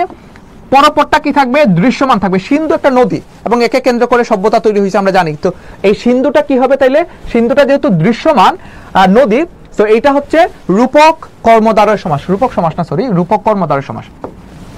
তো উত্তর হবে রূপক কর্মদ্বারয় সমাস। এরকম ভাবে আর কি আছে? তোমাকে বিষাদ সিন্ধুর পাশাপাশি তোমাকে বলছে কি বলছে? সুখ সাগর। হ্যাঁ, সুখকে সাগরের সাথে তুলনা করছে। তোমাকে বলছে পরাণ পাখি। কি বলছে? পরাণ পাখি। তোমাকে বলছে শোকানল। এগুলো সবগুলো কিন্তু রূপক কর্মদ্বারয় সমাস। সুখটা দেখা যায় না, পূর্বপদটা অদৃশ্যমান। সাগরের বিশালতার সাথে তুলনা করছে, ঠিক আছে? সাগরটা দেখা যায়। তো পরাণ পাখি, পরাণ মানে হচ্ছে যে প্রাণ। তুমি পরাণটা কি দেখতে পাও? না, কিন্তু পাখিটা দেখতে পাও। সো পরাণ পাখি যদি রূপক অর্থে যদি তুলনা করা হয় বা এরকম যদি বোঝানো হয় তাহলে আমরা দেখবো যে এটা অদৃশ্যমান দৃশ্যমান কিনা। এবং এগুলোর দেখবা ম্যাক্সিমামটাই পূর্বপদটা মানুষ সংক্রান্ত থাকবে। কি থাকবে? মানুষ সংক্রান্ত থাকবে। ওই যে বিষাদ মানুষের হয়, সুখ মানুষের থাকে, পরাণ, শোকানল এগুলো কি থাকে? মানুষের থাকে। সো মানব সম্পর্কিত কিন্তু পূর্বপদটা থাকবে। সো শোকানল, সুখ রূপ অনল, অর্থাৎ তোমার ভিতরের কষ্টটা দাও দাও করে জ্বলতেছে। অনল মানে হচ্ছে যে আগুনের মতো তোমার শোকটা, এটা কিন্তু সুখ না, শোকটা কিসের মতো জ্বলতেছে? আগুনের মতো দাও দাও করে তোমাকে ভিতরে জ্বলতেছে, এটাই বোঝাইছি আর কি। সমাজ শুরু থেকে শেষ পর্যন্ত করে দিন ভাই। 2 দিনে কি পড়া যায়? 2 দিনে যদি সি ইউনিটের হয়ে থাকবে তাহলে 2 দিনে সি ইউনিটে আমি তোমাদেরকে আচ্ছা এই শোনো, যদি তোমরা সি ইউনিটের যারা আছো তারা অনেকে অপেক্ষা করতেছে যে ভাই একটা খাটো একটা সাজেশন দেওয়ার জন্য। সো আমি তোমাদেরকে একটা কাজ করব, ক্লাসটা শেষ করে তোমাদেরকে সাজেশন দিব। সি ইউনিটের জন্য স্পেসিফিক 3-4টা টপিক বলে দিব, এই 3-4টা টপিকই পড়ে যাওয়া। আর রিটেনের জন্য তোমাদেরকে তো বললাম যেগুলো বাক্য শুদ্ধিকরণ থেকে প্রশ্ন আসবে। সো বাক্য শুদ্ধিকরণ অথবা অনুচ্ছেদ শুদ্ধিকরণ সিলেবাসে দেওয়া আছে। সো নরমালি আমার কাছে মনে হয় যে বাক্য শুদ্ধিকরণটাই আসবে, বিগত বছর এইটাই আসে। অনেক জিনিস আমরা লিখে ফেলাম। এবার বলো নয়ন কমলের যথার্থ বেশ বাক্য কি? নয়ন কমলের যথার্থ বেশ বাক্য কি? নয়ন কমলের যথার্থ বেশ বাক্য আসলে কি হবে? দেখো নয়ন কমল এই যে একটা সমাস আমরা পেলাম, এই নয়ন কমলের মধ্যে দেখো তুলনা অর্থে কিন্তু বোঝাচ্ছে নয়ন কমল। এখন কমল মানে কি? কমল মানে হচ্ছে যে তোমরা জানো যে পদ্ম, আর নয়ন মানে হচ্ছে যে চোখ, নয়ন মানে কি চোখ। এখন চোখ কি কখনো পদ্মের মতো হইতে পারে? বলো, মিথ্যা কথা বইল না, চোখ কি পদ্মের মতো হইতে পারে? তুলনা করছে কিন্তু নয়ন কমল। হ্যাঁ, এখন যদি তুলনা বোঝায় তার মানে তুলনা অর্থে এই উপমান উপমিতর মধ্যে কি বোঝাবে? তুলনা বোঝাবে। এবং একটা যদি সত্য হয় তাহলে উপমান, আর যদি সত্য না হয় তাহলে উপমিত। এখন নয়ন কমল তোমার কাছে কি মনে হয়? চোখ কি আসলে পদ্মের মতো হতে পারে? তুমি এখন বলবা যে ভাই অনেকের তো হয়, সেই জিনিস বাদ দাও, কার হয় না হয় সেটা তোমার দেখার বিষয় না, তুমি বাস্তবিক অর্থে তুমি চিন্তা করো। যদি না হয়ে থাকে, তুমি যদি এটা কাউকে বলে থাকো কিংবা এই মিথ্যা কথাটা যদি তুমি মনে করো যে এটা ঠিক আছে, তাহলে তুমি মাপ চেয়ে নাও যে চোখ কখনো পদ্মের মতো হয় না। সো এটা আসলে একটা তুলনা অর্থে বা তুলনা ধর্মী একটা কথা। যদি মিথ্যা হয় তাহলে আমরা ডেফিনেটলি এটা দিব উপমিত কর্মদ্বারের সমাস। কি দিব? উপমিত কর্মদ্বারের সমাস। তোমাদেরকে আরেকটা জিনিস বলে রাখি, উপমিত কর্মদ্বারের সমাসে দুইটা পদে বিশেষ্য, দুইটা পদে কি থাকবে? দুইটা পদে থাকবে বিশেষ্য। উপমিত কর্মদ্বারের সমাসে বিশেষ্য প্লাস বিশেষ্য, দুইটা পদে বিশেষ্য। দেখো চেক দাও, দেখো পাও কিনা। নয়ন চোখ একটা বিশেষ্য পদ, নামবাচক পদ। কমল পদ্ম একটা নামবাচক পদ। ঠিক আছে, দুইটা পদে বিশেষ্য হইলে এটা হবে উপমিত। আর উপমান মানে হচ্ছে যে উপমানের মধ্যে একটা পদ বিশেষণ থাকবে। কি থাকবে ভাইয়া? একটা পদ বিশেষণ থাকবে, আর একটা পদ থাকবে বিশেষ্য, আর একটা পদ কি থাকবে? বিশেষ্য। দেখো আজকের ক্লাসটা কিন্তু সমাসের একদম বেসিক থেকে যদি আমরা পড়াই তাহলে আমাদের নর্মালি 2-3টা ক্লাস থাকার কথা, লাগার কথা। আমরা এই ক্লাসগুলো নিব, আমরা এই ক্লাসগুলো আমাদের পেইড বেছে নেওয়ার চেষ্টা করব, নিব। কিন্তু এখন তোমরা যতটুকু পারো বেসিকটা একটু এখান থেকে ক্লিয়ার করে নাও। উপমানে সত্য জিনিস বোঝাবে এবং দুইটা পদের মধ্যে একটা বিশেষণ পদ। বিশেষণ মানে হচ্ছে যে অ্যাডজেক্টিভ, দোষ গুণ সংখ্যা পরিমাণ অবস্থা এগুলো বোঝাবে। আর বিশেষ্য মানে হচ্ছে যে নামবাচক পদ। বিশেষ্য মানে কি? নামবাচক পদ। আর উপমিতর মধ্যে দুইটাই বিশেষ্য বোঝাবে। কি বোঝাবে? দুইটাই বিশেষ্য বোঝাবে। এখন বলো নয়ন কমলটা কোন সমাস? নয়ন কমলটা নিঃসন্দেহে উপমিত কর্মদ্বারের সমাস এবং এটার বেশ বাক্যটার মধ্যে ন্যায়টা শেষে বসে। কি বসে? উপমিতের মধ্যে লিখো ন্যায় শেষে বসে, ন্যায় শেষে বসে। আমি আসলে জায়গা পাচ্ছি না, তারপর এখানে লিখে দিলাম ন্যায় শেষে বসে। আর উপমানে ন্যায় মাঝে বসে, ন্যায় মাঝে বসে। যারা আজকে ক্লাসের নোটটা করবে না তাদেরকে আমি পিডিএফটা জীবনও দিব না, জীবনও দিব না। ন্যায়টা মাঝখানে বসবে যদি উপমান বোঝায়, আর উপমিতের মধ্যে ন্যায়টা শেষে বসে। তো এখন তুমি বলো এটা নয়ন কমলটা যেহেতু উপমিত, ন্যায়টা শেষে বসবে। ন্যায় কোথায় শেষে আছে? নয়ন কমলের ন্যায়, নয়ন কমলের ন্যায়। আশা করি তোমরা এই জিনিসটা বুঝতে পারছো। ভাইয়া যাদের লাগবে তারা ক্লাস শেষে বললেন আপু আমি দিয়ে দেবো। কি দিবা বুঝতে পারতেছি না। এই বুঝতে পারছো কিনা এটা আমাকে একটু বলো, বুঝতে পারছো কিনা? আমি এখানেই দেখাই দিতেছি, আশা করি তোমরা লেখাটা দেখতে পাচ্ছ। তারপরে আমি চেষ্টা করছি যতটুকু ক্লিয়ারলি আসলে দেখানো যায় আর কি, যতটুকু ক্লিয়ারলি দেখানো যায় আমি তোমাদেরকে এটা দেখানোর চেষ্টা করছি।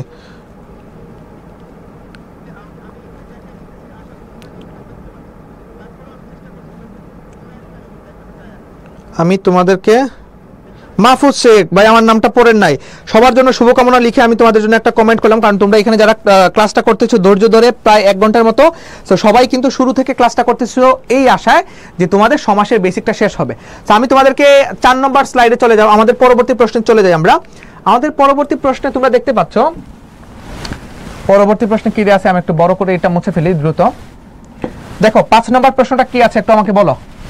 5 নম্বর প্রশ্নটা কি আছে যে কোন সমাসের, কি বলছে, কোন সমাসের পূর্বপদ উপসর্গ কিংবা অব্যয়যোগে এবং উত্তরপদ বিশেষ্য দ্বারা গঠিত হয়। এটা তোমাদেরকে মাত্র পড়াইছি। কোন সমাসের পূর্বপদে উপসর্গ থাকবে? এই বলো, উপসর্গ কেবল একটা সমাসেই থাকবে, উপসর্গ কেবল একটা সমাসেই থাকবে। এটার নাম হচ্ছে অব্যয়ীভাব সমাস। এটার নাম কি? অব্যয়ীভাব সমাস। যেমন তোমাকে বলছে বিশৃঙ্খলা কোন সমাস? অব্যয়ীভাব সমাস। হ্যাঁ, তোমাকে বলছে বেয়াদব কোন সমাস? এই যে বেটা একটা উপসর্গ। তোমাকে বলছে ধরো যে প্রতিদিন কোন সমাস? অব্যয়ীভাব সমাস। তোমাকে বলছে উপকণ্ঠ কোন সমাস? অব্যয়ীভাব সমাস। তোমাকে বলছে অনুগমন কোন সমাস? হ্যাঁ, তোমাকে বলছে বিশৃঙ্খলা বেয়াদব প্রতিদিন। হ্যাঁ, উপশহর কোন সমাস? উপশহর কোন সমাস? তো এইগুলোতে তুমি দেখবা সবগুলোতে কি ভাইয়া, সবগুলোতে উপসর্গ আছে। এই যে বি একটা উপসর্গ, বে একটা উপসর্গ, প্রতি একটা উপসর্গ, উপ উপসর্গ, অনু উপসর্গ, উপ উপসর্গ। সো উপসর্গ যদি কোনো সমাসের মধ্যে থাকে, উপসর্গ কিংবা এগুলোকে অব্যয় বলা হয়। এগুলোকে কি বলা হয়?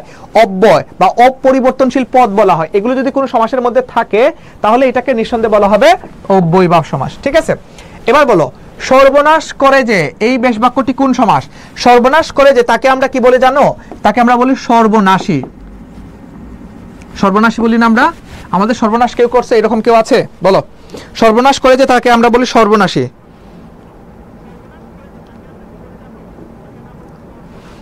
সর্বনাশ করে যে তাকে আমরা বলি সর্বনাশী। সো এখানে তোমরা আমাকে বলো এই যে সর্বনাশ করে যে এই বেশ বাক্যটি কোন সমাসের হবে। তোমাদেরকে মাত্র বলছি যে তোমরা কি দেখবা, যদি কোনো বাক্য সংকোচন পাও,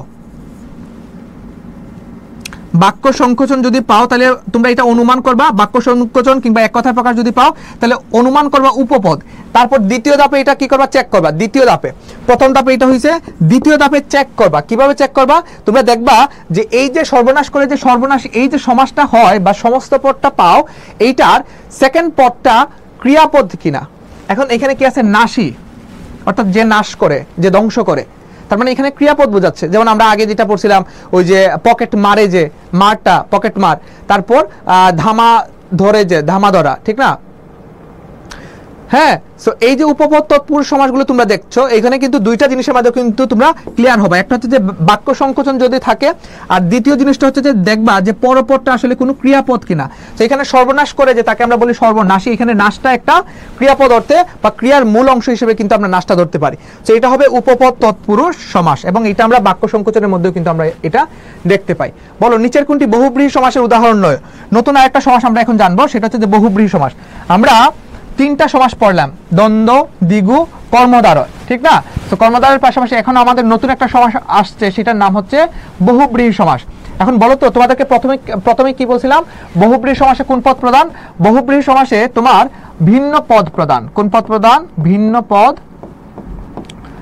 পদ বা অন্য পদ প্রদান, এটাকে বলা হবে বহুব্রীহি সমাস।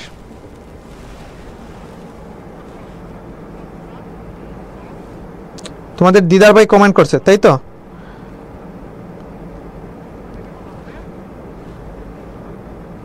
বলো আমাকে এইটা উত্তরটা দাও। বহুব্রীহি সমাসে ভিন্ন পদ প্রদান থাকবে, এটাকে বলা হবে বহুব্রীহি সমাস। যেমন আমরা অনেক সময় বলি যে গায়ে হলুদ দেয়া হয় যে অনুষ্ঠানে, এটাকে আমরা কি বলি? এটাকে আমরা বলি গায়ে হলুদ। কি বলি এটাকে? গায়ে হলুদ, তাই তো? এখন এই যে গায়ে হলুদটা বলা হয়েছে, এই গায়ে হলুদ বলতে পূর্বপদ তুমি গাকে বুঝতেছ নাকি হলুদকে বুঝতেছ? এই বলো, পূর্বপদ গা বুঝতেছো নাকি হলুদকে তুমি বুঝতেছো? তুমি এখন বলবা যে ভাই গায়ে হলুদ বলতে তো আসলে গাকে বুঝি না, আবার হলুদকেও বুঝি না। পূর্বপদ গাকে বুঝি না, আবার হলুদকেও বুঝি না। দেখো, পূর্বপদ গাকে বুঝতেছো না, আবার পরপদ হলুদকে বুঝতেছো না, বরং গায়ে হলুদ বলতে তুমি ভাই একটা অনুষ্ঠানকে বুঝতেছো। কি বুঝতেছো? একটা অনুষ্ঠানকে তুমি এখানে বুঝতেছো। সো যে সমাসের মধ্যে তুমি দেখবা যে পূর্বপদ পরপদ কোনটির অর্থ না বুঝিয়ে ভিন্ন একটা পদের অর্থ প্রাধান্য পাবে বা অন্য একটা পদের প্রাধান্য পাবে, সেইটাই হচ্ছে বহুব্রীহি সমাস। তো তুমি দেখো, গায়ে হলুদ বলতে গাকে বোঝায় না, হলুদকে বোঝায় না, বরং অন্য পদকে বোঝায়, একটা অনুষ্ঠানকে বোঝাইতেছে। এইরকম ভাবে তোমাকে বলা হইলো হাতে খড়ি কোন সমাস? হাতে খড়ি কোন সমাস, তাই তো? এখন হাতে খড়ি বলতে তুমি হাতকে বুঝতেছো নাকি পরপদ খড়িকে বুঝতেছো? হাতকে বুঝতেছো নাকি খড়িকে বুঝতেছো? তুমি বলবা যে না ভাই, হাতে খড়ি বলতে আমরা হাতকে বুঝি না, খড়িকেও বুঝি না, বরং হাতে খড়ি বলতেও একটা অনুষ্ঠানকে বুঝি, যে অনুষ্ঠানে কি শিশুদের হাতে শিক্ষার প্রাথমিক উপকরণটা দেয়া হয়, সেটাকে বলা হয় হাতে খড়ি, তাই তো? এরকম ভাবে তোমাকে যখন বলা হবে 10 ভুজা কোন সমাস? 10 ভুজা কোন সমাস? এখন 10 ভুজা বলতে তুমি 10কেও বুঝতেছো না, ভুজাকেও বলতেছো না, বরং 10 ভুজা বলতে তুমি দেবী দুর্গাকে বুঝতেছো। 10 ভুজা মানে 10টা হাত রয়েছে যার, আর কি, দেবী দুর্গা, ঠিক আছে? সো এখানে আমরা নিচের কোনটি বহুব্রীহি সমাস? সঠিক উত্তরটা হবে কি বলো? সুশ্রী, বিড়ালাক্ষী, হ্যাঁ, এগুলো হচ্ছে পীতাম্বর, নীলাম্বর, এগুলো হচ্ছে কি সমাস? বহুব্রীহি সমাসের উদাহরণ। উদ্গত বাহু যার, উদ্বাহু, এই উদ্বাহুটা কোন সমাস বলো? উদ্বাহু, এটা কোন সমাস? তোমাদেরকে আরেকটা জিনিস টেকনিকটা মনে করাই দিই। যদি কোনো সমাসের বেশ বাক্য, যদি বেশ বাক্য দিয়ে সমাস আসে, যদি কোনো সমাসের বেশ বাক্যে যার যাতে যে থাকে, কি থাকে? বেশ বাক্যে যার যাতে এবং যদি যে থাকে, তাহলে এটা নিঃসন্দেহে বহুব্রীহি সমাস হবে। কি হবে? ম্যাক্সিমাম টাইমে এটা বহুব্রীহি সমাস হবে। সো যদি কোনো সমাসের বেশ বাক্যে যার যাতে যে থাকে, তাহলে এখানে তোমরা কি দিবা? এটা বহুব্রীহি সমাস তোমরা দাগ দিবা। আরেকটা জিনিস তোমাদেরকে বলি, ওকে, সো তোমাদেরকে আরেকটা জিনিস বলি, সেটা হচ্ছে যে আমাদের এই সমাসের ক্লাসের পাশাপাশি তোমাদেরকে বেসিক থেকে অ্যাডভান্স কিছু ক্লাস নেওয়া হবে আমাদের ন্যাশনাল ইউনিভার্সিটি চ্যাম্পিয়ন এই কোর্সটাতে। সো যারা এখনো সংযুক্ত হও নাই, তারা কিন্তু সংযুক্ত হতে পারো এই একটা সিম্পল একটা প্রসেসে, ঠিক আছে?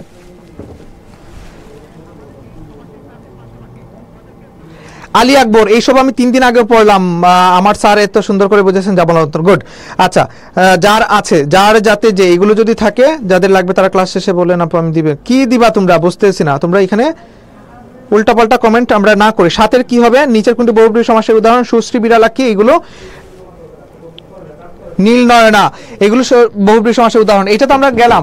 এবার বলো উদ্বাহু, উদ্গত বাহু যার, উদ্বাহু এর বেশ বাক্যটির সমাস কি হবে? সো এই টাইপের ক্রিটিক্যাল প্রশ্ন করে। আর তোমাদেরকে বলছি যদি কোনো বেশ বাক্যের মধ্যে দেখো যার যাতে যে আছে, কি বলছে, যার যাতে যে আছে, তাহলে সেটা বহুব্রীহি সমাস তোমরা দাগ দেবে। এটা হচ্ছে বহুব্রীহি সমাসের উদাহরণ। ঠিক আছে, আমরা আমাদের পরবর্তী প্রশ্নে কি আছে আমরা একটু দেখি। পণ্ডিত মূর্খ এর বেশ বাক্য কি? পণ্ডিত মূর্খ এর বেশ বাক্য জানতে চাইছে। সো পণ্ডিত মূর্খ এর বেশ বাক্য যদি জানতে চাই, তাহলে আমরা জানি পণ্ডিত মূর্খ 2টা পদ। সো কর্মদ্বারা সমাসে কোন পদ প্রধান বলতো? কর্মদ্বারা সমাসে আমরা অনেক সময় দেখি যে বিশেষ্য এবং বিশেষণ।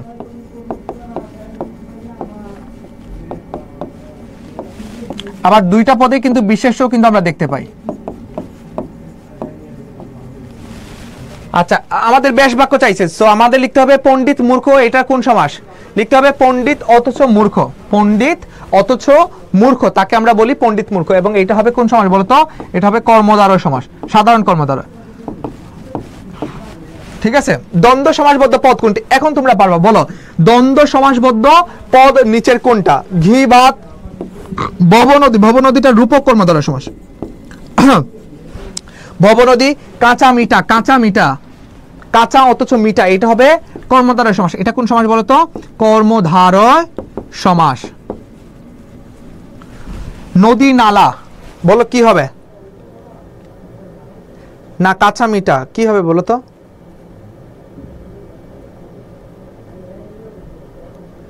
নদী নালা ঘি ভাত, ঘি ভাত হবে ঘি মাখানো ভাত, ঘি মাখানো ভাত। এবং এটাকে আমরা বলি কোন সমাস বলতো? তৎপুরুষ সমাস। না, ঘি মাখানো ভাত হচ্ছে কর্মদ্বারয় সমাস। সরি, আমি এখানে একটা মুছে ফেলি এটা।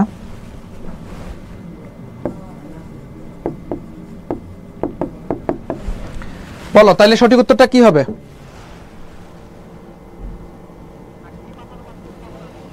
সাইমন ইসলাম, আসসালামু আলাইকুম ভাই, চলে আসলাম। গুড, সবাই চলে আসছে। নদী নালা, ইয়েস, নদী নালা বলতে নদীকে বোঝায়, নালাকেও বোঝায়। ঠিক আছে, এখন তোমরা বললো না যে ভাই নদী নালা তো সেম শব্দ। নদী একটাই, নালা আর একটা। ঠিক আছে, ধরো যে নদী, এটা একটা পূর্ণ একটা নদী যেখানে পানি প্রবাহিত হবে। আর নালাটা কি? অপেক্ষাকৃত ছোট, যেটা ধরো যে নদীর বিভিন্ন পানি সে প্রবাহ করে দেয় বা প্রবাহিত সে নিজে বইয়ে দেয় আর কি, সেটাকে বলা হবে নদী নালা। সো কাঁচা মিঠা, ভব নদী, ঘিভাত, এইগুলো হয় নাই, কেবল নদী নালা। মনে রাখবা, দ্বন্দ্ব সমাস হইতে হইলে তোমার কি লাগবে? উভয় পদ প্রধান থাকতে হবে। উভয় পদ, এখানে উভয় পদকেই কিন্তু প্রাধান্য পাচ্ছে। যেমন ঘিভাত, ঘিভাত বলতে তুমি ঘিকে বুঝো না, ঘিভাত বলতে তুমি ভাতকেই কিন্তু আলটিমেট বুঝো, তার মানে পরপদ প্রধান। হ্যাঁ, তারপর বাকিগুলো ভব নদী, ভব নদীর মধ্যে আমরা জানি এটা হচ্ছে কর্মদ্বারয় সমাস, রূপক কর্মদ্বারয় সমাস, তাই তো?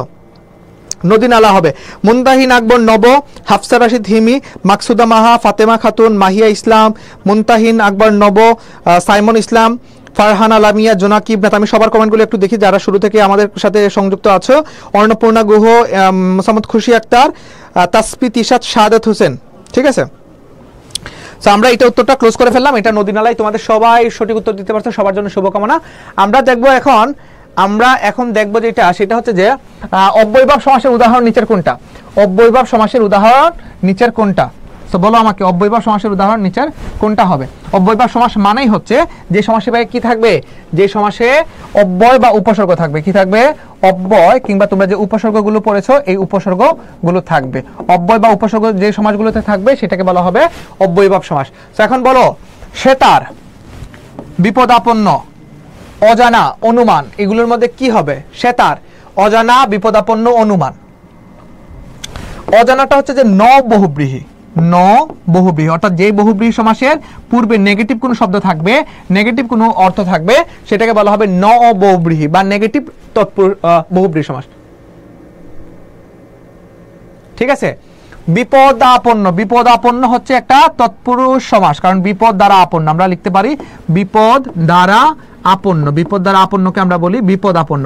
আর আমরা জানি যে যে সমাসে পূর্বপদের মানে বিভক্তি লোপ পায়, কি লোপ পায়, বিভক্তি যেটার মধ্যে লোপ পায় সেটাকে বলা হয় তৎপুরুষ সমাস। বিভক্তি লোপ পায় যেটা, সেটাকে বলা হবে তৎপুরুষ সমাস। আমাদেরকে চাইছে কোনটা, আমাদেরকে চাইছে হচ্ছে বলছে অব্যয়ভাব বা অব্যয়ভাব মানে কি উপসর্গ থাকবে, উপসর্গ থাকবে। এখন এটার উত্তরটা হচ্ছে যে অনু, অনুটা হচ্ছে যে একটা ডিরেক্ট উপসর্গ, একটা সংস্কৃত উপসর্গ, তাই তো? সংস্কৃত উপসর্গ অনু থেকে যে শব্দটা আসবে বা যে সমাসটা আসবে সেটাকে আমরা নিঃসন্দেহে বলবো অব্যয়ভাব সমাস। সেতারটা কেন হবে না? কারণ সেতার বলতে কিন্তু বহুব্রীহি সমাসকে বোঝায়। সেতার বলতে কিন্তু একটা বাদ্যযন্ত্রকে বোঝায়। কি বোঝায়? বাদ্যযন্ত্রকে বোঝায়। সে তিনও বোঝায় না, তারও বোঝায় না। পূর্বপদ পরপদ কোনোটা না বুঝিয়ে পরবর্তী পদের অর্থে মানে অন্য কোনো অর্থ প্রাধান্য পাচ্ছে। দেখো সেতার মানে কি, সে মানে হচ্ছে যে তিন, সে মানে হচ্ছে তিন, তার মানে হচ্ছে যে তিনটা তার। এখন সেতার বলতে কি আমরা তিনটা তারকে বুঝি না, সেতার বলতে আসলে আলটিমেট আমরা একটা বাদ্যযন্ত্রকে বুঝি। সো যে সমাসে পূর্বপদ পরপদ কোনোটির অর্থ না বুঝিয়ে ভিন্ন কোনো অর্থ বোঝাবে বা অন্য কোনো পদ প্রাধান্য পাবে সেটাকে বলা হবে বহুব্রীহি সমাস। সো অব্যয়ভাব সমাসের উদাহরণ এখানে হবে অনুমান। আসো 14 নম্বর প্রশ্ন, এত ভঙ্গ বঙ্গদেশে তবু রঙ্গ ভরা, এই বাক্যের রঙ্গ ভরা কোন সমাস? এই যে আমাদের দেশের এই যে পরিস্থিতি, এই পরিস্থিতির জন্য কিন্তু পারফেক্ট একটা লাইন আমরা খুঁজে পেয়েছি যে এত ভঙ্গ বঙ্গদেশ, এত ভঙ্গুর একটা দেশ, তারপরও তবু কত রঙ্গ ভরা। তবু আমরা কি যখন মোবাইলের নিউজ ফিডটা নেই, মোবাইলে যখন তাকাই তখন অনেক জিনিস আমরা কিন্তু এখানে, তাহলে কি অনুমান হবে? হ্যাঁ অনুমান হবে, অজানাটা হবে না।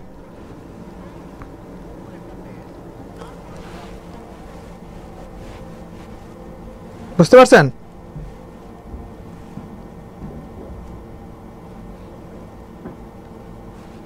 সবাই আমাকে এটা বলো, এটা সঠিক উত্তরটা কি হবে? এটার সঠিক উত্তরটা কি হবে তোমাদের কাছে কি মনে হয়? তোমাদের কাছে এটা সঠিক উত্তর কি মনে হয়?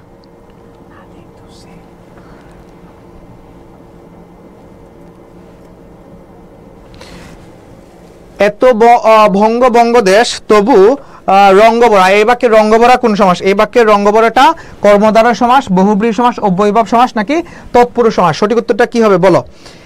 এত ভঙ্গ বঙ্গদেশ তবু রঙ্গভরা, এই বাক্যের রঙ্গভরা কোন সমাস? এটার বেশ বাক্যটা একটু দেখো। রঙ্গভরা মানে হচ্ছে যে রঙ্গ দ্বারা ভরা, তার মানে কি রঙ্গ মানে হচ্ছে হাসি তামাশা মজা, এগুলোর মাধ্যমে যে ভরা এটাকে বলা হয় রঙ্গ ভরা। সো যদি আমরা দেখি যে কোনো জায়গায় যে যদি মাঝখানের পদ লোপ পায় তাহলে সেটাকে আমরা কি বলবো? যদি লোপ পায় তাহলে সেটাকে আমরা কি বলবো? এত ভঙ্গ বঙ্গদেশ তবু রঙ্গ ভরা, এখানে রঙ্গ ভরাটা কোন সমাস হবে? সবাই একটু উত্তর দেওয়ার চেষ্টা করো, ক্লাস করো। তোমরা এখানে উত্তর দিচ্ছ না, উত্তর না দিয়ে উল্টা পাল্টা তোমরা এখানে কমেন্ট করতেছো, একজন আরেকজনের খোঁজ নিচ্ছ। বলো রঙ্গ ভরাটা কোন সমাস? পূর্বপদের বিভক্তি লোপ পেয়ে যে সমাস হয় সেটাকে কোন সমাস বলে? বলো, পূর্বপদের বিভক্তি লোপ পেয়ে যে সমাস হয় সেটাকে কোন সমাস বলা হয়? সেটাকে বলা হয় তৎপুরুষ সমাস। তাহলে এটার উত্তরটা কি হবে? এটার উত্তরটা হবে তৎপুরুষ সমাস।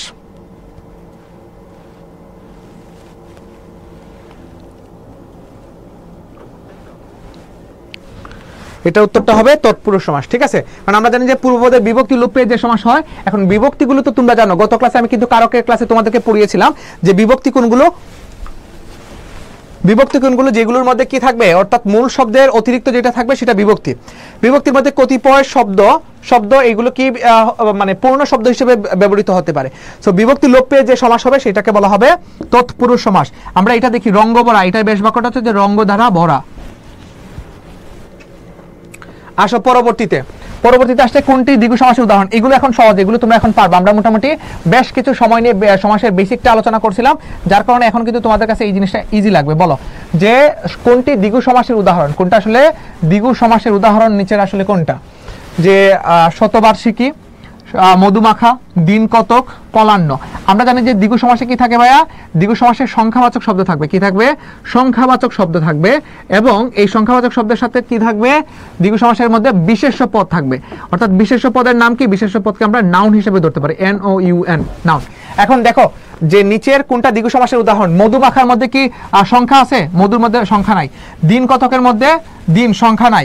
পলান্নর মধ্যে হচ্ছে পল মিশ্রিত অন্ন, পল মিশ্রিত অন্ন, এটাকে বলা হয় পলান্ন, এটা হচ্ছে যে মধ্যপদলোপী কর্মদ্বারয় সমাস, মাঝখানে পদটা লোপ পাইছে।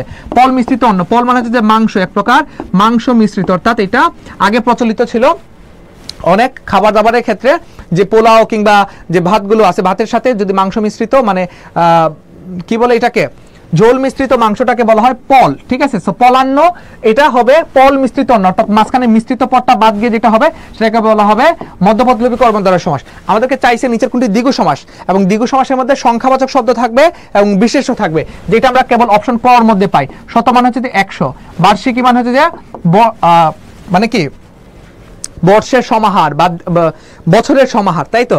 আমরা এখানে 100 পেলাম, বার্ষিক পেলাম। তো বার্ষিকে যদি আমরা পাই বা বার্ষিক যদি আমরা পাই, বর্ষ যদি পাই, তাহলে এটা কি হবে, এটা হচ্ছে যে একটা নাউন আর এটা হচ্ছে যে একটা সংখ্যাবাচক শব্দ। তো এটা হচ্ছে সঠিক উত্তর।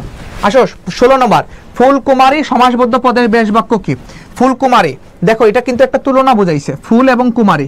এখন একটা ফুল এটা হচ্ছে যে নাউন এবং কুমারীটা এটাও নাউন, এবং তোমাদেরকে পড়াইছিলাম যদি মিথ্যা বোঝায় তুলনার ক্ষেত্রে, যদি কেউ মিথ্যা বলে তাহলে সেটা কি হবে, উপমিত হবে। এবং উপমিত কর্মদ্বারয় সমাসে সর্বদা কি থাকবে, দুইটাই নাউন প্লাস নাউন থাকবে, নাউন প্লাস নাউন থাকবে। এখন ফুলকুমারী, কুমারী কি আসলে কখনো ফুলের ন্যায় হতে পারে? এটা মিথ্যা জিনিস না। সো মিথ্যা জিনিস হইলে সেটা উপমিত হবে। আবার চেক দাও, আমি বলছিলাম যে উপমিত কর্মদ্বারয় সমাসে দুইটাই বিশেষ্য থাকবে। দেখো ফুল একটা বিশেষ্য, কুমারী একটা বিশেষ্য, ফুল একটা বিশেষ্য, কুমারী একটা বিশেষ্য, ঠিক আছে। এইবার তোমাদেরকে আরেকটা বলছিলাম যে উপমিত কর্মদ্বারয় সমাসে ন্যায়টা সর্বদা কি থাকে, ন্যায়টা শেষে বসে, ন্যায়টা শেষে বসে। আর উপমান কর্মদ্বারয় সমাসে কি থাকবে, উপমান কর্মদ্বারয় সমাসে একটা নাউন আর একটা অ্যাডজেক্টিভ, এবং ন্যায়টা মাঝে বসবে, ন্যায়টা মাঝে বসে, মাঝে বসে, তাই তো। আসো, সো ন্যায়টা শেষে বসবে, যে এটা আমরা ধরতে পারলাম ফুলকুমারীটা উপমিত কর্মদ্বারয় সমাস, এটা একটা মিথ্যা কথা। সো ন্যায়টা শেষে বসায় দাও।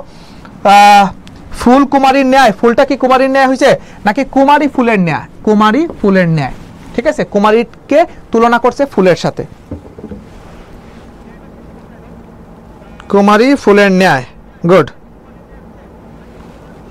এই তোমাদের কিন্তু যারা উল্টাপাল্টা কমেন্ট করতেছো তাদেরকে কিন্তু খুব শীঘ্রই এখানে আমাদের কিন্তু টেকনিক্যাল টিম আছে, তোমাদেরকে কিন্তু ব্লক দিয়ে দেওয়া হবে, আর কখনো এরকম কিন্তু ক্লাস করতে পারবে না, ঠিক আছে। সো একটু সবাই সতর্ক থাকবা ক্লাসটাতে। আবার যারা নতুন সংযুক্ত হয়েছে পরবর্তীতে, তাদের উদ্দেশ্যে বলবো যে যারা ক্লাসটাতে পরবর্তীতে সংযুক্ত হয়েছেন, ক্লাসটা একটু ফ্রেন্ডদের মাঝে একটু শেয়ার করে রাখেন এবং 5 জন বন্ধুকে একটু মেনশন করে রাখেন, ঠিক আছে। 5 জন বন্ধুকে আপনারা মেনশন করে রাখবেন। আচ্ছা, আমরা যাই আমাদের পরবর্তী সমাসে। আমাদের পরবর্তী সমাসের উত্তর দাও। তৎপুরুষ সমাসের উদাহরণ নিচের কোন পদটি? তৎপুরুষ সমাসের উদাহরণ নিচের কোন পদটি বলো। তৎপুরুষ সমাসের উদাহরণ 9 বলছে, তৎপুরুষ সমাসের উদাহরণ 9 নিচের কোন সমাস?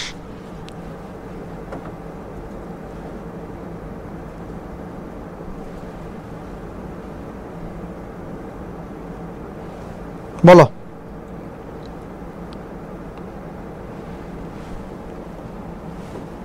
না, কানে চট দিব না।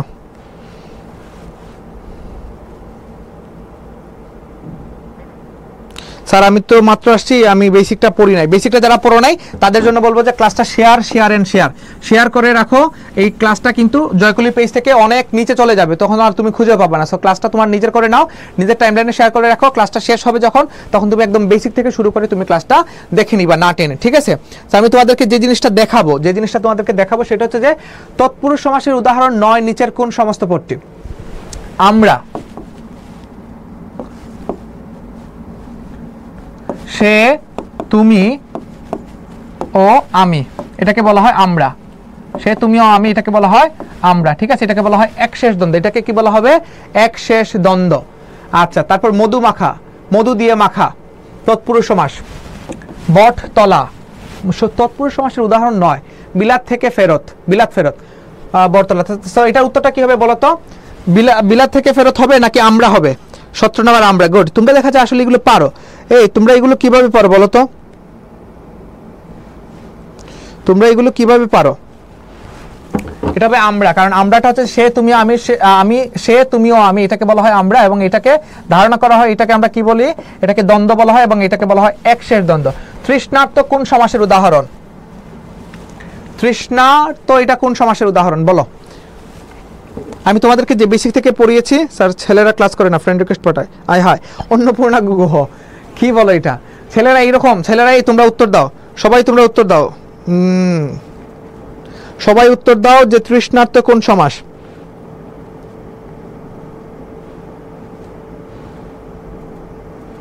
তৃষ্ণার্ত হচ্ছে যে তৃষ্ণার দ্বারা আর্ত, ঠিক না? ধারা বিভক্তি লোপ পাইছে, পূর্বপদের বিভক্তি লোপ পাইছে, তৎপুরুষ সমাস। বলো শিশির সিক্ত কোন সমাস? শিশিরে সিক্ত, এটাও তৎপুরুষ সমাস, ঠিক আছে? তারপর আসো বেতার কোন ধরনের সমাস? আমি একটু তোমাদেরকে ফার্স্ট পড়াই যে বেতার এটা কোন সমাসের উদাহরণ? বেতারটা হচ্ছে যে দ্বন্দ্ব, দ্বিগু, ন তৎপুরুষ নাকি ন বহুব্রীহি।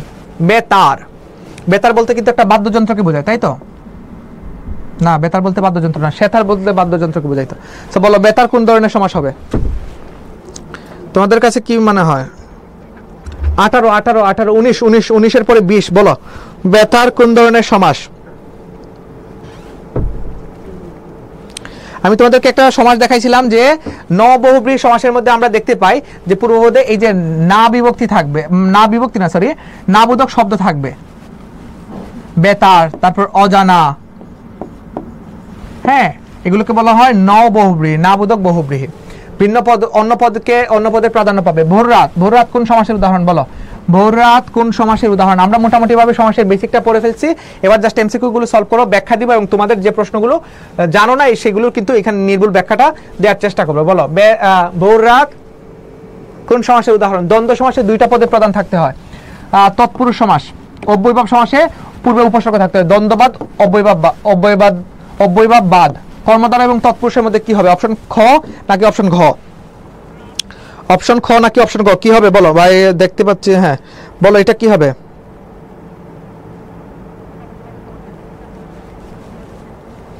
কর্মধারয় সমাসে দুইটা পদে বিশেষণ থাকতে হয় কিংবা দুইটা পদে বিশেষণ থাকবে এবং এখানে পরপদ প্রাধান্য পাবে। সো ভোররাত বলতে আসলে তোমাদের কাছে কি মনে হয়? ভোররাত কোন সমাসের উদাহরণ? দ্বন্দ্ব হবে না, তোমরা অনেকে বলছিলা যে দ্বন্দ্ব হবে। দ্বন্দ্ব হইতে হইলে এখানে উভয় পদের প্রাধান্য থাকতে হবে, এটা দ্বন্দ্ব হবে না। সো এটা উত্তরটা হবে তৎপুরুষ সমাস। হ্যাঁ, পূর্বপদের বিভক্তি লোপ পাবে। পঞ্চমী তৎপুরুষ সমাসের উদাহরণ কোনটা? মনে রাখবা পঞ্চমী তৎপুরুষ মানে হচ্ছে যে পঞ্চমী বিভক্তি লোপ পাবে। এখন পঞ্চমী বিভক্তি কোনটা? হইতে থেকে চেয়ে, হইতে থেকে চেয়ে। এখন বাক্যের মধ্যে খুঁজো যে হইতে থেকে চেয়ে বাদ দিয়ে কোন সমাসটা হইছে। নবযৌবন, রীতি পদ্ধতি, সমাজ সংস্কারক, মুখভ্রষ্ট। দেখো মুখভ্রষ্ট শব্দটার মধ্যে আমরা পাই মুখ থেকে ভ্রষ্ট, মুখ থেকে ভ্রষ্ট, এটাকে আমরা বলি মুখ ভ্রষ্ট। অর্থাৎ অনেকে মুখ ফসকে অনেক জিনিস বলে ফেলে, এটাকে বলা হয় মুখ ভ্রষ্ট। সো এখন এই যে মুখ ভ্রষ্টটা এখানে থেকে বিভক্তিটা লোপ পাইছে এবং থেকে বিভক্তিটা লোপ পেয়ে যদি কোনো সমাস হয় সেটাকে বলা হবে পঞ্চমী তৎপুরুষ সমাস। পঞ্চমী তৎপুরুষ সমাস। সঠিক উত্তর হবে মুখ ভ্রষ্ট। বহুব্রীহি সমাসের দৃষ্টান্ত বলো, নিচের চারটা অপশনের মধ্যে কি হবে? বহুব্রীহি সমাসের দৃষ্টান্ত কি? বহুব্রীহি সমাসের মধ্যে তোমাদেরকে কি বলছি? যে সমাসে সর্বদা ভিন্ন পদ প্রদান। কোন পদ প্রদান? ভিন্ন পদ বলা যায় না, এটাকে আমরা বলতে পারি যে অন্য পদ প্রদান, তাই তো? পূর্বপদ পরপদ কোনটাকে না বুঝে অন্য পদ বোঝাবে। দেখো একটা শব্দ দেখো, তপবন, তপের নিমিত্তে বন, এটা তৎপুরুষ সমাস। প্রিয়ংবদা, প্রিয় বাক্য বলে যে নারী, প্রিয়ংবদা, এটা উপপদ তৎপুরুষ। বলছে বহুব্রীহি সমাস, এটার দিক দিয়ে একটু তাকাও। অনসুয়া, অনসুয়া মানে হচ্ছে যে অন যোগ অসুয়া, অনযোগ অসুয়া। দেখো বাক্যটা খেয়াল রাখো। অন মানে হচ্ছে যে নেই, অন মানে কি নেই, প্লাস অসুয়া মানে কি জানো? অসুয়া মানে হচ্ছে যে হিংসা, অসুয়া মানে হচ্ছে যে হিংসা। অর্থাৎ যার হিংসা নেই তাকে বলা হয় অনসুয়া, যার হিংসা নেই তাকে বলা হয় অনসুয়া। হ্যাঁ, তো তোমার এটার ব্যাস বাক্যটা কি হবে? অনসুয়া বলতে নেই কেউ বুঝাইতেছে না, আবার হিংসা কেউ বুঝাইতেছে না, পূর্বপদ পরপদ কোনটাকে না বুঝিয়ে ভিন্ন একটা পদ প্রাধান্য পাচ্ছে। অনসুয়া বলতে মানে কি বলে এটাকে? হিংসা নেই যার, এরকম নারী কিংবা রমণীকে কিন্তু বোঝায়। সো এখানে অন এবং অসুয়া, নেই এবং হিংসা, এই দুইটাকে না বুঝিয়ে অন্য একটা পদ কিংবা অন্য একটা ক্যারেক্টারকে, চরিত্রকে কিন্তু এখানে ডিপিক্ট করতেছে। সো আমরা এটা কি করব? যখন অন্য কোনো পদের প্রাধান্য পাবে সেটাই হবে বহুব্রীহি সমাস। সো আমরা দাগ দিব অনসুয়া। সমাসবদ্ধ শব্দ, সমাসবদ্ধ শব্দ কোনটা? মাতুলালয়, তিরস্কার, অবগুণ্ঠিত, দৃষ্টি বহির্ভূত। তোমাদের কাছে কি মনে হয়?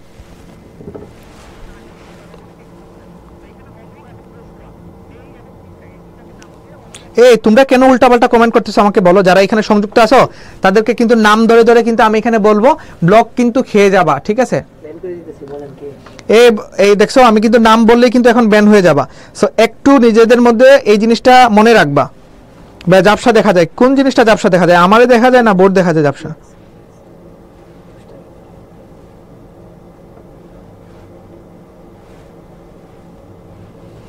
ওকে ভাই, পরশুদিন এক্সাম। ওকে ফাইন, ঠিক আছে, পরশুদিন এক্সাম দেখবে যে অনেক জিনিস কমন পাবা। গোলাপ ফুল, গোলাপ নামের ফুল, সেটাকে বলা হয় গোলাপ ফুল। সো কি লিখবা তোমরা? গোলাপি রঙের ফুল লিখবা নাকি কি লিখবা? গোলাপ ফুল শব্দটি সমাসবদ্ধ পট্টির ব্যাস বাক্য। এটা বোধহয় খুব সম্ভবত জগন্নাথ বিশ্ববিদ্যালয়ে এসেছিল। তো জগন্নাথ বিশ্ববিদ্যালয়ে যারা পরীক্ষা দিবা খুব শীঘ্রই এই মাসেই, তাদের জন্য কিন্তু এই টাইপের প্রশ্ন আসবে যে গোলাপ ফুল শব্দটির ব্যাস বাক্য আসলে কি? গোলাপ নামের ফুল, এটা কি বলা হয় গোলাপ ফুল? গোলাপি ফুল, গোলাপের ফুল, গোলাপি রঙের ফুল, এগুলো আসলে সেন্স মেক করে না। ঠিক আছে, ব্যাস বাক্য। বাণিজ্য বিদ্যা, বাণিজ্য বিষয়ক বিদ্যা, এটাও আমরা বলতে পারি। তো এখানে কি পাবে? মধ্যপদ লোপ পাবে, সেই জন্য এটা হবে মধ্যপদ লোপী কর্মদ্বারয় সমাস। নাকি বাণিজ্য বিদ্যা কোন সমাস বলো তো আমাকে? সব ঠিক আছে না? হ্যাঁ, মধ্যপদ লোপী কর্মদ্বারয় সমাস হবে বাণিজ্য বিষয়ক বিদ্যা।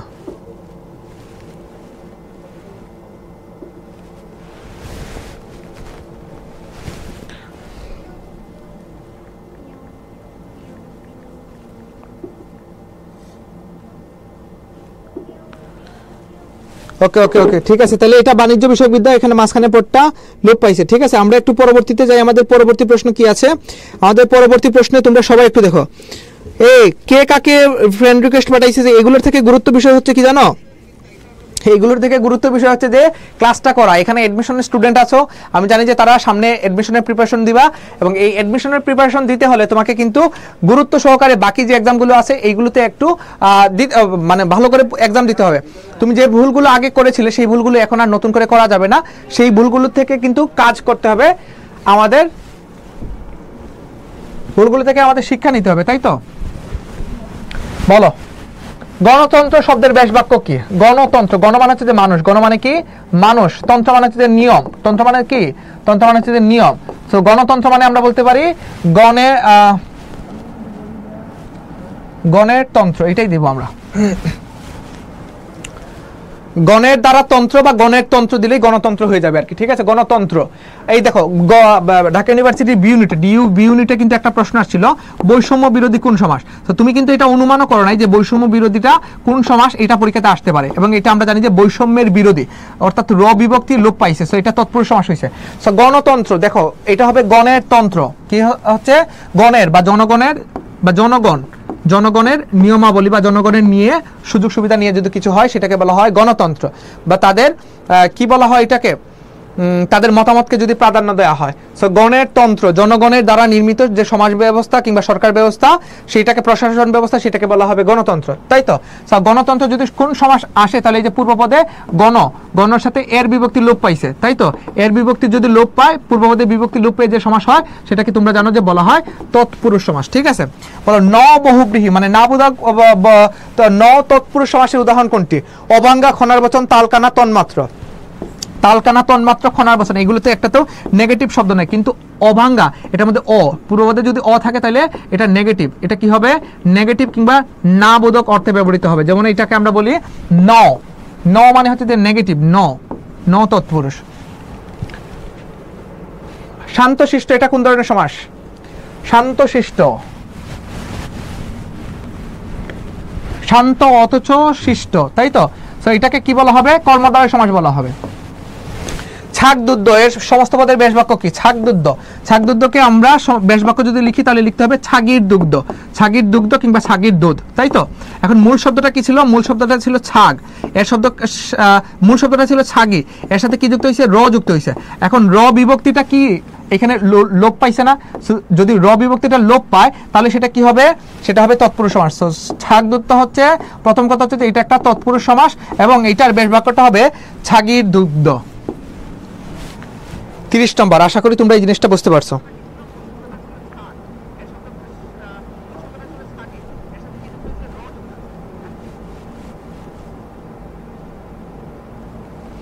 উল্টাপাল্টা কমেন্ট করো না, ব্লক খাবা কিন্তু, ঠিক আছে? একদম ডিরেক্ট বলে দিলাম।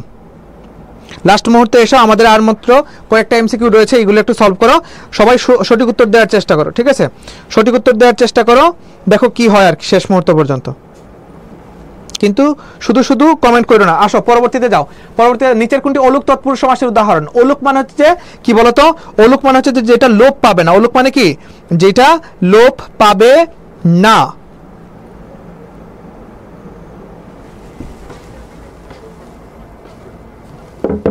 দেখো, অলুক মানে হচ্ছে যে, ও মানে হচ্ছে যে না, আমি প্রথমে বলছি ও মানে হচ্ছে যে না, লুক মানে হচ্ছে লোপ পাওয়া। অর্থাৎ লোপ পাবে না বা বাদ যাবে না, সেটাকে বলা হবে অলুক তৎপুরুষ সমাস। সেটা কি হবে বলতো? মনের মানুষ যেভাবে আছে সেইভাবেই হবে, মনের মানুষ, এটা হচ্ছে যে অলুক তৎপুরুষ সমাস। সাহেব বিবি ও গোলাম কি সমাস? সাহেব বিবি ও গোলাম, এটা একত্রে কোন সমাস? এটা একত্রে মনে রাখবা, এটাকে বলা হয় দ্বন্দ্ব সমাস, এটাকে বলা হয় বহুপদী দ্বন্দ্ব সমাস। অর্থাৎ তোমরা জানো যে দ্বন্দ্ব সমাসে নরমালি দুইটা পদ হয়, কি হয়? মা বাবা, দাদা দাদি, চাচা চাচি, তালতমাল, আয় ব্যয়, লাভ ক্ষতি, এগুলো দ্বন্দ্ব সমাস। কিন্তু আমরা বহুপদী দ্বন্দ্ব নামে একটা দ্বন্দ্ব সমাসের প্রকারভেদ পাই, যে সমাসটাতে 3টা 4টা শব্দ কিন্তু থাকতে পারে, 3টা 4টা পদ থাকতে পারে। যেমন তোমরা এখানে দেখতে পাচ্ছ সাহেব বিবি গোলাম, সাহেব বিবি গোলাম, এটা হচ্ছে যে বহুপদী দ্বন্দ্ব। সাহেব বিবি ও গোলাম এই বেশ বাক্যে ও পেয়েছো, এবং আমরা জানি যে ও কোন সমাসের বেশ বাক্যে ও হয়, সেটা হচ্ছে যে দ্বন্দ্ব সমাসে। সো সাহেব বিবি ও গোলাম এটা হচ্ছে যে বহুপদী দ্বন্দ্ব সমাস।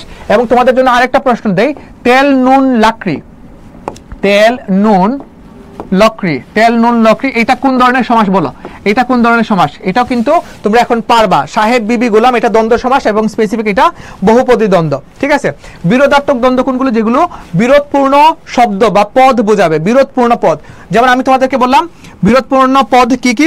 বিরোধপূর্ণ পদ হচ্ছে যে ধরো যে আকাশ পাতাল, আকাশ পাতাল মানে উপর নিচ এরকম আর কি। তারপর তোমাকে বলছে স্বর্গ নরক, কি বলছে ভাইয়া? স্বর্গ নরক, স্বর্গ নরক, এগুলোকে বলা হবে বিরোধাত্মক দ্বন্দ্ব, অর্থাৎ বিরোধপূর্ণ শব্দ যদি বোঝায়। এখন স্বর্গ নরক এটা দ্বন্দ্ব সমাস জানি, যদি স্পেসিফিক ভাবে বলা হয় এটা কোন ধরনের দ্বন্দ্ব, আমরা বলবো এটা বিরোধাত্মক দ্বন্দ্ব। মিলনাত্মক দ্বন্দ্ব কোনগুলো? মিলন অর্থ বোঝাবে, যেমন মা বাবা, মা বাবা মিলন অর্থ বোঝাইছে। তারপর তোমারে বলছে যে দাদা দাদি, মিলন অর্থ বোঝাইছে, দাদা দাদি মিলন অর্থ বোঝাইছে। আবার আসো অলুক দ্বন্দ্ব কোনগুলো? অলুক দ্বন্দ্ব মানে হচ্ছে যে যেই দ্বন্দ্ব সমাসগুলোতে পূর্বপদের বিভক্তি লোপ পাবে না, যে দ্বন্দ্ব সমাসে বিভক্তি লোপ পাবে না। যেমন হাটে বাজারে, হাটে বাজারে, এখন এটার মূল শব্দটা কি ছিল? হাট বাজার, কি ছিল? হাট বাজার, কিন্তু এর সাথে কি যুক্ত হয়েছে? একটা এ বিভক্তি যুক্ত হয়েছে, এবং এই এ বিভক্তিটা পরবর্তীতে আর বাদ যায় না, মানে লোপ পায় না, এই জন্য এটাকে বলা হবে অলুক দ্বন্দ্ব। বোঝা গেছে? সো যদি বলা হয় যে তেল নুন লাকড়ি, হাত পা ও কান, হ্যাঁ, এরকম 3টা যদি বোঝায়, 3টা পদ দিয়ে যদি 3টারই অর্থে প্রাধান্য বোঝায়, 3টার অর্থই যদি প্রাধান্য বোঝায়, সেগুলোকে বলা হবে দ্বন্দ্ব সমাস এবং স্পেসিফিক ভাবে বলা হবে বহুপদী দ্বন্দ্ব সমাস। সো সাহেব বিবি গোলাম, এখানে সাহেবকে বুঝাইতেছে না, বিবিকেও ইন্ডিভিজুয়াল বুঝাইতেছে না, গোলামকে বুঝাইতেছে না, বরং 3টা পদের প্রাধান্য কিন্তু আছে। সো যে সমাসে উভয় পদের প্রাধান্য কিংবা প্রতিটা পদের প্রাধান্য সমানভাবে থাকবে, সেটাকে বলা হবে দ্বন্দ্ব সমাস, ঠিক আছে? সো আজকে আমরা এই পর্যন্তই রাখবো। তোমাদের সবার জন্য শুভকামনা। তোমরা একদম শুরু থেকে আমাদের ক্লাসে কিন্তু ছিলে। এখন তোমাদেরকে যে জিনিসটা আমি বলবো সেটা হচ্ছে যে আমাদের নিয়মিত ক্লাসগুলো করার জন্য কিন্তু আমাদের যে ন্যাশনাল ইউনিভার্সিটির যে চ্যাম্পিয়ন কোর্সটা রয়েছে, সেই চ্যাম্পিয়ন কোর্সে কিন্তু তোমরা সংযুক্ত হতে পারো। কিভাবে সংযুক্ত হবে তোমাদেরকে আবারও বলি, সেটা হচ্ছে যে তোমরা আমাদের এই যে বইটা, এই বইটা কিনে আমাদের হোয়াটসঅ্যাপ নাম্বারটা একটু বলি, 016 আমাদের যে অফিসিয়াল নাম্বারটা, সেই অফিসিয়াল নাম্বারে কিন্তু তোমরা যোগাযোগ করবা, ঠিক আছে? এখন আমি অফিসিয়াল নাম্বারটা একটু দিয়ে দেই। এই অফিসিয়াল নাম্বারে তুমি যোগাযোগ কিভাবে করবা? আইদার তুমি এটা এখানে 600 টাকা দিয়ে পেমেন্ট হবে, অথবা পেমেন্ট করবা, অথবা আমাদের যে জয়কলি প্রকাশনের যে জাতীয় বিশ্ববিদ্যালয়ে ভর্তি সহায়িকা বইটা আছে, তুমি যে ইউনিটের, সেই ইউনিটের বইটা তুমি কিনে তারপর আমাদেরকে এই হোয়াটসঅ্যাপ নাম্বারে কিন্তু তুমি নক দেবা, 01678 তারপর 343471। সো আজকের ক্লাসটি যারা সংযুক্ত ছিল সবার জন্য শুভকামনা, সবাইকে অনেক অনেক অসংখ্য ধন্যবাদ। আমরা নিয়মিত ক্লাস নিব এবং আমাদের যে পেইড ব্যাচের কিংবা আমাদের যে সিক্রেট গ্রুপের যে ক্লাসগুলো হবে, সেই ক্লাসগুলো করার জন্য কিন্তু আমাদের জয়কুলির এই বইটা কিন্তু তোমাদের সংগ্রহে থাকতে হবে এবং এটা বাধ্যতামূলক, অথবা তুমি 600 টাকা পেমেন্ট করে আমাদের কোর্সটাতে এনরোল করতে পারবা। সো আজকে তোমাদের সাথে বিদায় নিব। এখান থেকেই তোমাদের নেক্সট যে টপিকগুলোতে প্রবলেম হয় সেগুলো কমেন্ট সেকশনে জানাও, এবং আজকের ক্লাসটা তোমাদের কাছে কেমন লেগেছে সেটা তোমরা কমেন্ট সেকশনে জানাতে পারো। সো আজকের মতো এই পর্যন্তই। সবার জন্য অনেক অনেক শুভকামনা। দেখা হবে অন্য কোনো ক্লাসে, অন্য কোনো ভিডিওতে। ধন্যবাদ সবাইকে। আল্লাহ হাফেজ।